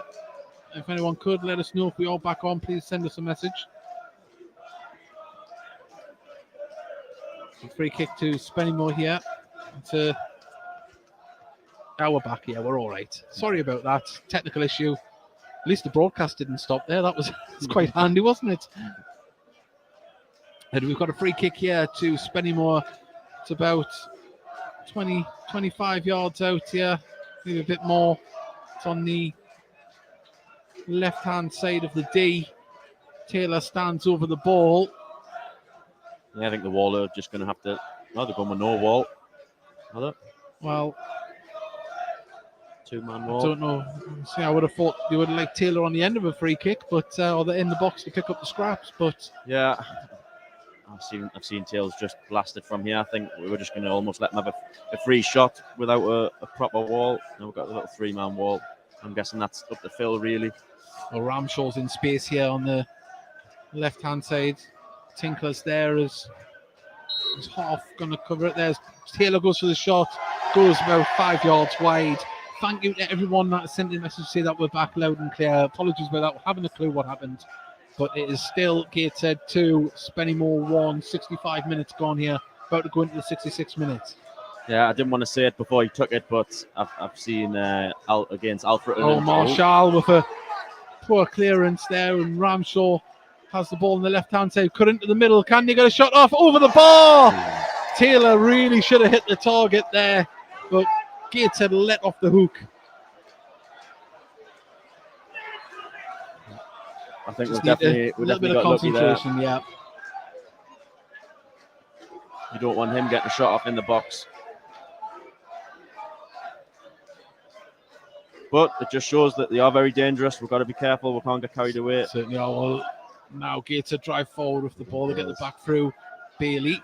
It's passed all the way back to Story, and it looks like we're going to see a change from Spennymoor. The ball's played down the line to Ollie, placed inside to Tinkler. Tinkler tries to play the ball over the top, but Campbell's still going to chase it down to Pye, and out it goes for a goal kick. I think we're going to see a change here from Spennymoor now. Double change by the looks of it. I think I did see the number 10, so it looks like Ramshaw might be coming off. Let's see if I've seen right. But here we are. We're going to see the change. Well, it's going to be Furless comes off. He's going to be replaced by Offisu. Very dangerous player. We've seen him earlier in the season. Pace. Tricky player. And it looks like number 18, Abiu. Double substitution for Spennymoor, leaving the pitch. The 17, Ryan Hall. So Ryan Hall and Furless have left. So they went like for like with the two players by the looks of it. They've definitely added more pace onto the pitch. Fresh legs as Taylor fouls Bailey. Free kick to Gator just in front of the Spennymoor dugout. Well, at least that solved the whole Thewlis debacle. They're off the pitch now, so... Well, definitely no officer who can, on his day, be a very tricky player. Ball played across to Nicholson, across the halfway line with it, down the right-hand side of the pitch. Campbell out to Tinkler. Tinkler plays it down the line for Campbell to chase onto. And now Moke clears it down the line, but Nicholson's there just to control it. Tinkler just waits, plays it inside to Ollie. Campbell over the top. The Tinkler on the right-hand side puts a deep cross in. Offisu battling with Matty Jacob. Offisu still holding up Jacob. A great tackle, and now Gator drive forward into the box. Macaulay Langstaff plays it out to Jacob, and a good tackle on the far side. And ball cleared down the line and out for a throw to Spennymoor. Yeah, some good aggressive play from Matty there on the far side. Well, I don't know if they're jumping up and down to the song or the calls, but Ian Watson and Mike Williamson pogoing. Well, you mentioned earlier on about the Spennymoor defenders having the sun in their eyes. It looks like that problem's gone now as the sun disappears behind us. Down in, and that's a poor ball back. Great save recovery there, but Gateshead, it isn't over yet. As the ball goes over the top, is it going to land about the net? Goes past the post, and Gateshead really do need to switch on at the back because we're gifting opportunities here. Yeah, sorry, I was just in a daydream there. Just a light back pass there from Nicker. Yeah. And like you say, they've had a pace on the pitch, so we've got to be careful. And he got 2 bites at the cherry there, didn't he? I don't know what happened. I don't know why the keeper didn't pick it up still. Well, he did well to make the save, but Gateshead now with the ball playing out to the left-hand side, and it's going to bounce out. It's just moments like that you want to limit because, like I say, it can change the momentum of the game. It can give them a bit of confidence getting back into the game. Richardson with the throw gets the ball back, plays it inside to Chandler. You can't get too complacent. Certainly can't. Well, into the 70th minute here.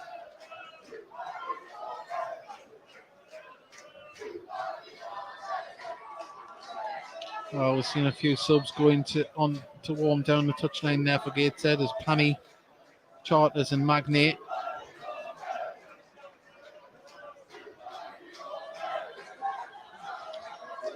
The ball's brought down by Taylor, who's opting to drop deep to try and put the ball over the top for the fast men. There's Nicholson down towards corner flag, clears the ball out. It's going to fall to Chandler. Under pressure from Greenfield, though. Now, it was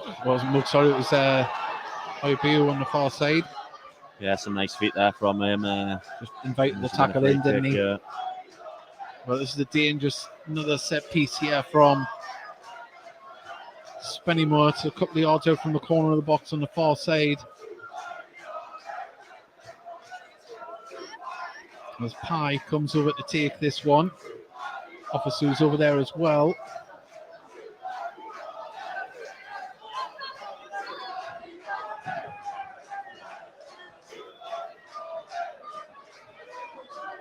I think this one could be going in towards the big men at the back. Richardson's there as well. This comes through. Yeah, you could see that. Oh. Goal kick.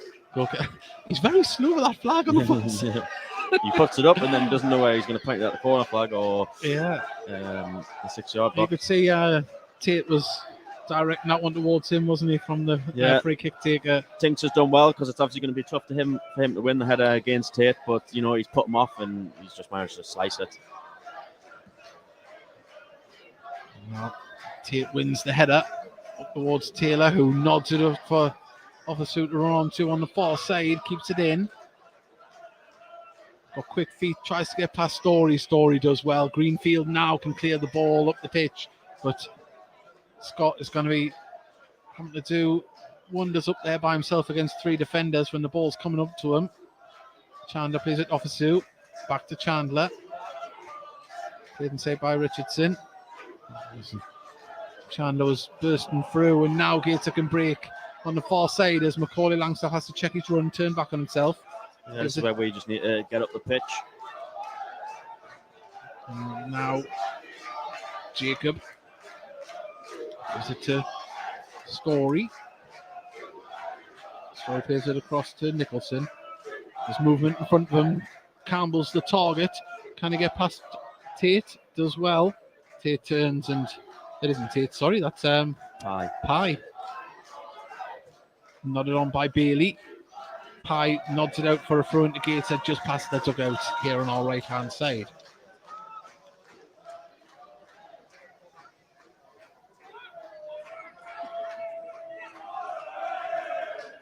Tinkler gives it to Campbell, back to Tinkler.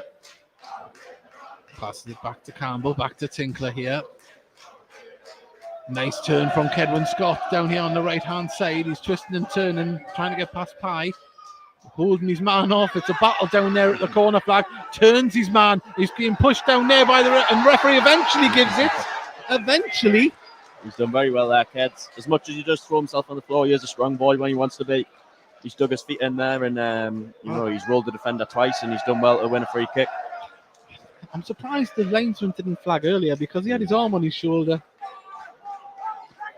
But this is as good as a corner here. As Ollie is going to take this one here. It's probably about 5 yards from the edge of the other side of the box here. But to see him from the dead ball line. We need a good delivery here. We know there's some big men in that Spennymoor side. It's got to be perfect. There's a one-man wall. Ollie puts it in. Oh, and hooked clear by Curtis.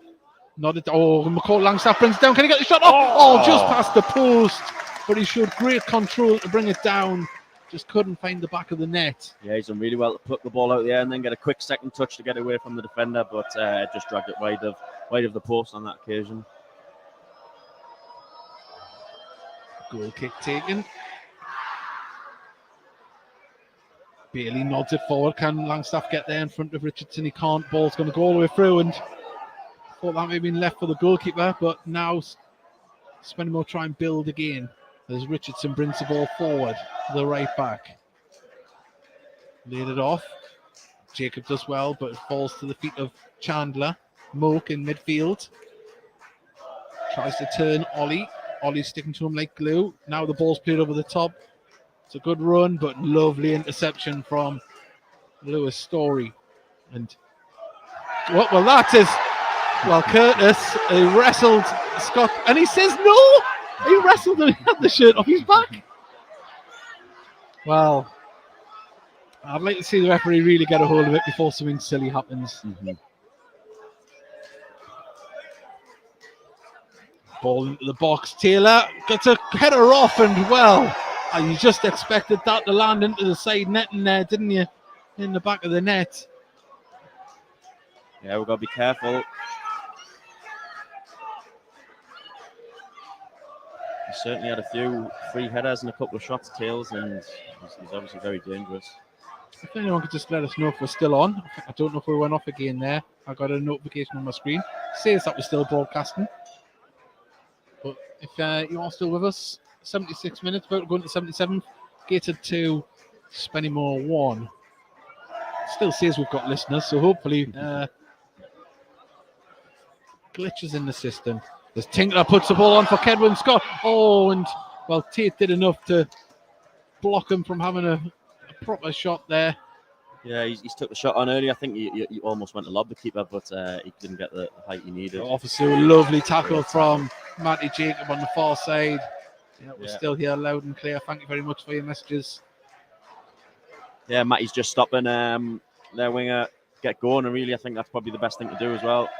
Well, they're really trying to get the ball moving fast, Spennymoor. That's what they've tried to do with these substitutions, and Gateshead defence is coping with it at the moment, but they are going to have to stay switched on because, as I say, both the substitutes that have come on have got pace, and when you've got someone like Taylor and Ramshaw to nod the ball on for them, it adds another attacking dimension for them. No, they definitely look to play quick they play forward quick and then they run forward as well. Headed out for... Oh, it didn't go out. It stayed in. Ball over the top. Kedwin Scott's going to chase this down. It's going to bounce out this time for a throw near the corner flag to Spennymoor.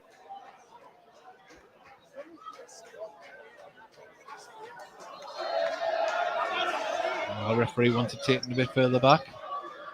Put another 10 yards or 15.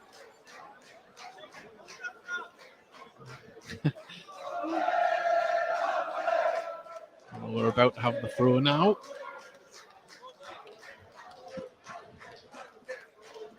Ollie, his ball didn't find a Gateshead shirt, and Nicholson brings it down, plays it back to Marshall.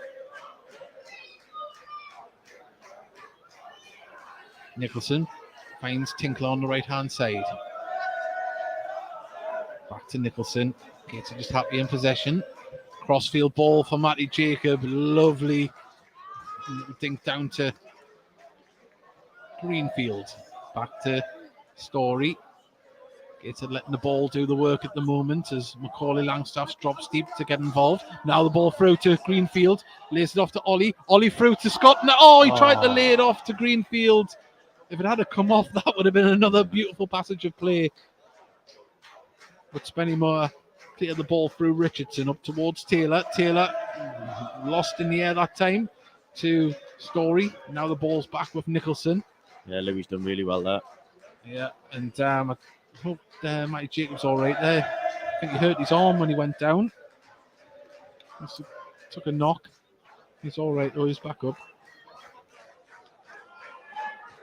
Pye brings the ball down, plays it inside to Chandler. Chandler quickly closed down by Macaulay Langstaff and wins the ball.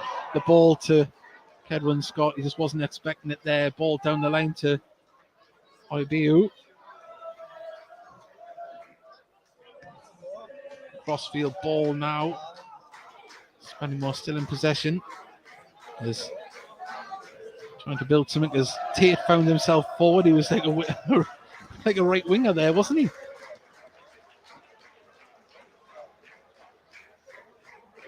I don't know how he's found himself up on the far right hand side. Pye did seem to move across with Curtis there to make up for the numbers that weren't there in the 80th minute.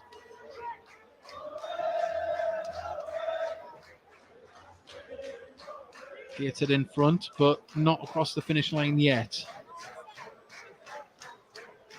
If you're just joined us, it's been an entertaining game, heart and mouth at times. But at the moment, Gateshead doing enough. But we're going to see the first substitution here for Gateshead. I think it might be Taylor Charter's going to come on.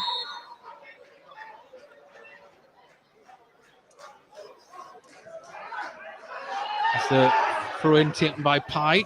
Nicholson clears it down the line. Not in the middle as Chandler seemed to have his hands on Campbell. Campbell appeals, nothing given. Now Richardson can pick up the ball just inside his own half on the right-hand side. Pumps the ball down the line. Ramshaw brings it down well. He's cross sides and he was absolutely poleaxed there on the far side. And it's a free kick to Spennymoor in another dangerous position. Yeah, I think Louis is going to see a yellow for that foul. And obviously accumulation of Danny fielders. Greenfield is going to make way for Taylor Charters. And I think this might free Ollie to go a little bit higher up the pitch, this one. No, Substitution. Danny's had a really good game today. He's used the ball really well. No, telling me a stand shows its appreciation. Danny Greenfield. As he leaves the pitch. Some fresh legs in the midfield. Hopefully we can put a foot on the ball again and just calm things down. Also adds a little bit of height in here as Yeah, well very because true. of the dying moments. You know where the ball's going to be going from Spennymoor into the box. And that's where it's going now from this free kick as Taylor Charters just going to mark the run. Ball comes in here. Nicholson heads it clear. Has to be cleared again. It falls to Offisu. His touch puts it out to Tate, who's offside. He did very well there, Offisu. The way that ball bounced up at him. Just couldn't pick out a teammate, thankfully. Yeah, good win by Nicker. Get the first contact.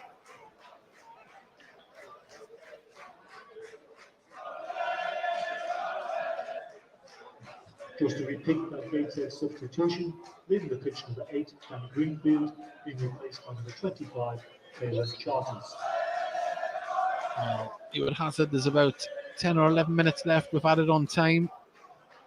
It'll be a nervy 10 or 12 minutes as Campbell tries to put the ball out to the left-hand side, but it's intercepted and cleared by Spennymoor, and Chandler puts that ball into the clouds and it falls to Gateshead. Those Charters first touch picks out Macaulay Langstaff, goes for a short grass cutter. The keeper was scrambling just in case, but let's see, I think it's just a little bit too far out for that one.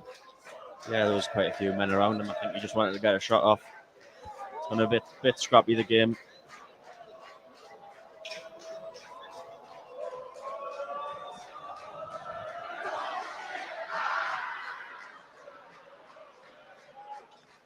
The ball is pumped. Well, I thought Curtis was about to clear that one, but he laid it off to Pye. Pye keeps going down the line. Nice Brilliant, tackle from Campbell. Campbell. The referee, credit to him, he is pulling everyone back for throw-ins. Mm-hmm. As good as the front three are going forward, you know that they're the first line of defence and they've done it all season. They're tracking back. Nodded on. Story clears it. It's kind of fallen. Curtis and Scott renew their battle there as he goes down. Referee, nothing given. Wasn't many appeals either. Now Richardson gives the ball to Chandler. Chandler gets it up to Taylor. Back to Chandler. Moke on the ball. Put the ball over the top for the run of Ramshaw, who manages to cross it in but deflects out for a throw in on the far side. And we'll see more of Ramshaw as the game goes on. He was a bit quiet in the opening 65 minutes, you would say, but he's getting in a little bit more. I think the subs they've made, he's went a bit more central. He was a bit out on the left.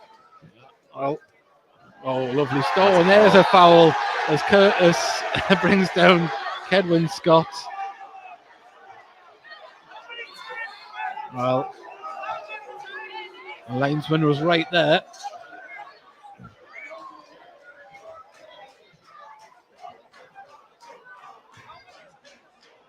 I mean, he looks a very young referee. He hasn't been intimidated today, has he?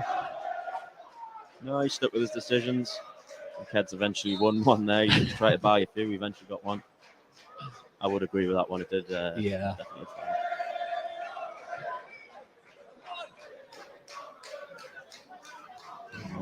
Played back to Nicholson. Nicholson plays it back to the goalkeeper, Marshall, who gets the ball up there. Oh. Curtis clears it only as far as Ollie. Ollie plays the ball into Campbell. Lovely feet. Holds the ball up well. Needs some support. He's just going to get it. McCall Langstaff. Can he get past his man? Oh, nearly did. And Spennymoor Tour just took it away. But now Pye can try and clear it down the line. He does. Nice touch from Taylor. But goes all the way through to Marshall and the Gateshead goal.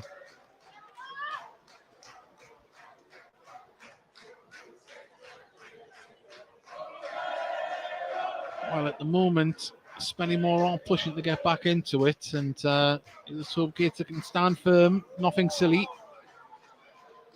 There's a nice touch out there from Taylor Charters to Tinkler. Ball played for Scott. Does he get the ball? Was he fouled there? And there's a good tackle actually from behind there from Curtis. But Gateshead get the ball in midfield as McCall Langstaff drops deep, gives it to Matty Jacob. Now Bailey. Bailey gives it to Macaulay Langstaff. He's got room to turn. Now, Ollie, if he looks up, you'll see Tinkler in space, but picks out Campbell. Campbell now picks out Tinkler. Back inside to Campbell, who's nice little touch out to Tinkler again. Nicholson plays it down to Ollie. Ollie plays it down the line to Campbell. Good stuff from Gateshead as Taylor Charters has the ball. Holds it up, gives it back to Tinkler.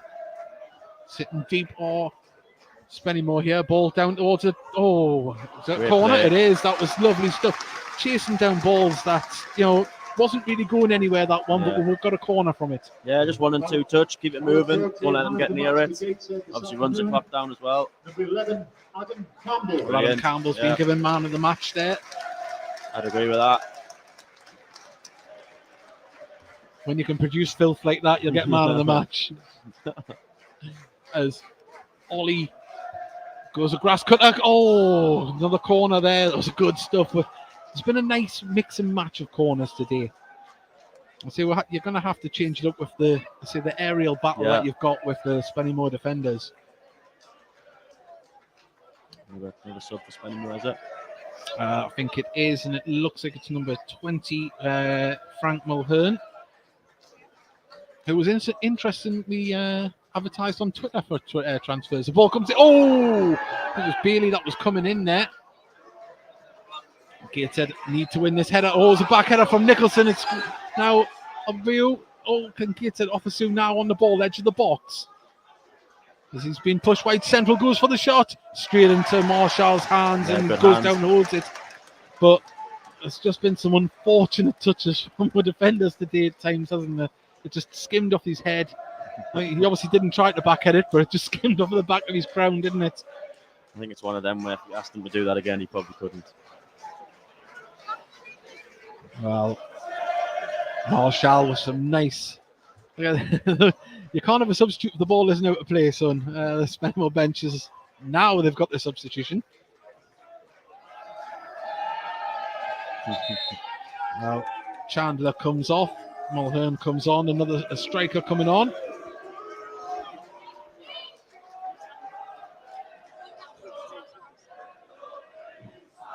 Substitution for Spennymoor Town. In the pitch, number 4, Jamie Chandler, being replaced by number 20, Frank Mulhern. Well, Gateshead throw here, just near the dugout.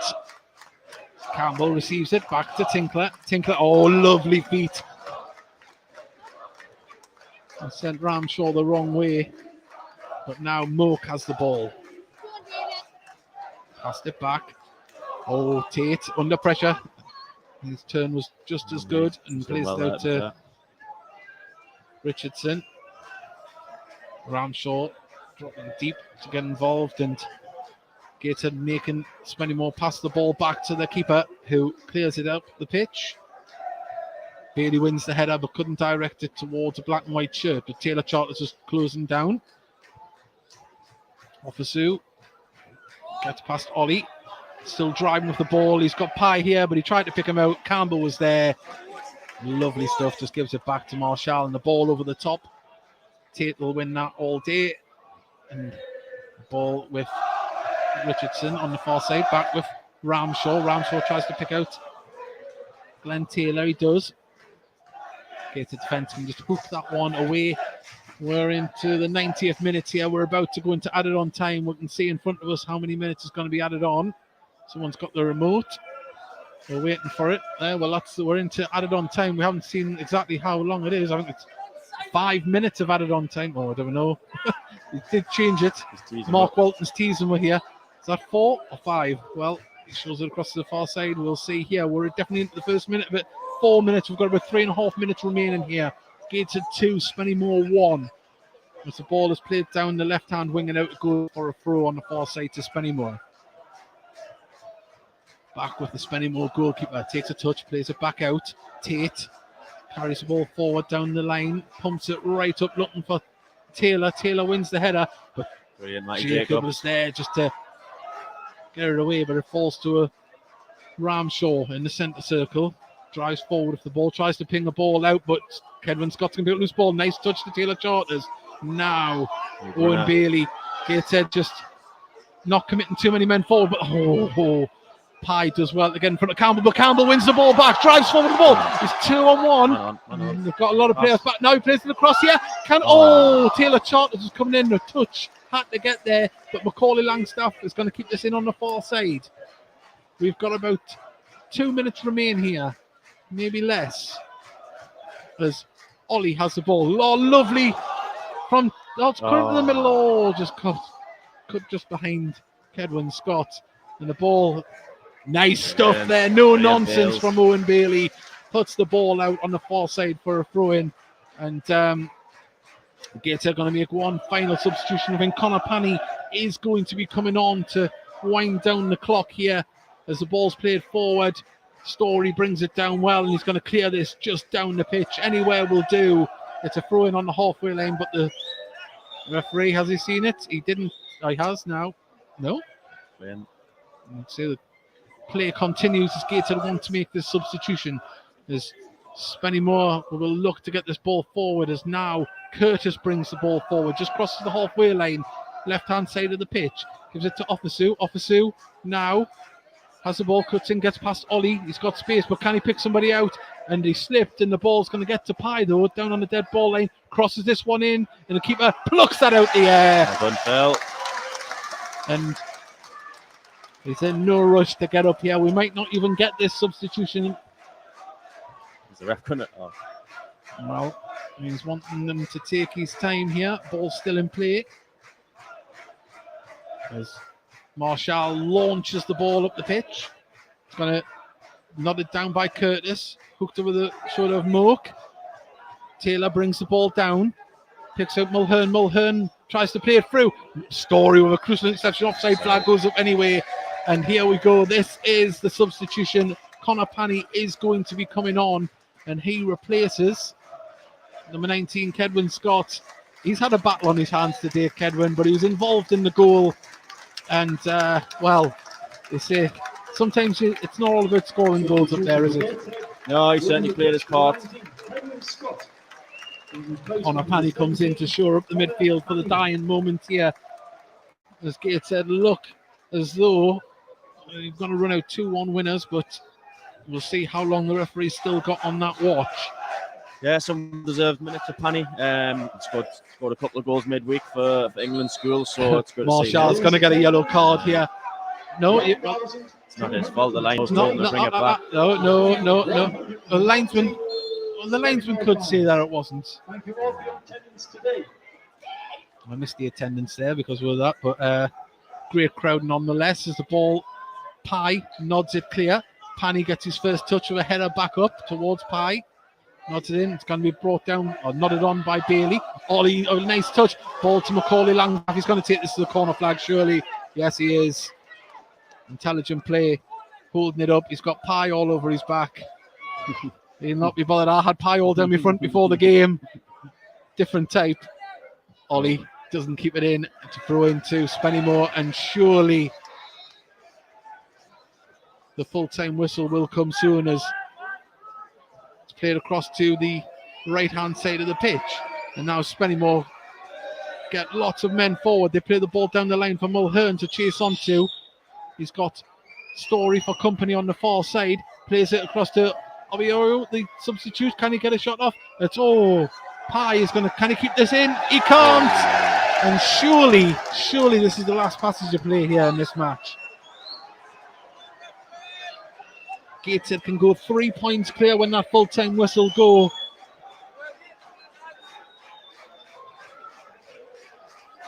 And we wait. There's a throw-in that's going to be taken here as Tinkler launches the ball forward, and there you go. That is the full-time whistle. Gateshead had to come from behind, but the points are in the bag, and they move 3 points clear at the top of the National League table. And say it wasn't pretty at times, but they had that extra bit of class just to see it out. Oh, really good. Points on the board. Obviously, not many teams played today, so it's good to get a game in, and obviously points on the board. You'd rather have them than have games in hand, so no, good result. And a special moment as well. I mean, the first goal was a nice passage of play, lingo play between the front three strikers, but that individual solo goal from Adam Campbell was an absolute peach. Contender for goal of the season, surely. Yeah, fantastic. Can't wait to see it back. I just hope we did it justice. I'm sure we did. There's a lot of moaning and groaning coming from us too, but it wasn't moans and groans in a bad way. It was the good moans and groans. Yeah. And well, Dan, thank you very much. Hopefully, I'll say we might have you back in the commentary one day, but not too soon. Hopefully, we'll rather have you back out there in contention to being on the pitch. But thank you very much for joining us. It was an absolute pleasure. Thank you to everyone that has listened and messaged in today. Do join us on Wednesday night for the Heat Army Podcast Live. We'll be getting guests, we'll be confirming them on social media coming up. But the players are coming off the pitch and they're getting a fantastic reception from everyone in the Spennymoor stand. And that is how you stay top of the league. We'll see you on Tuesday night even. I'm getting ahead of myself. Tuesday night for the Farsley Celtic commentary. But you need to be here and experience this for yourself. Gateshead top of the league. Can they extend it on Tuesday? Be here. If you're living abroad or if you haven't isolated, we'll be here for you. We'll see you on then.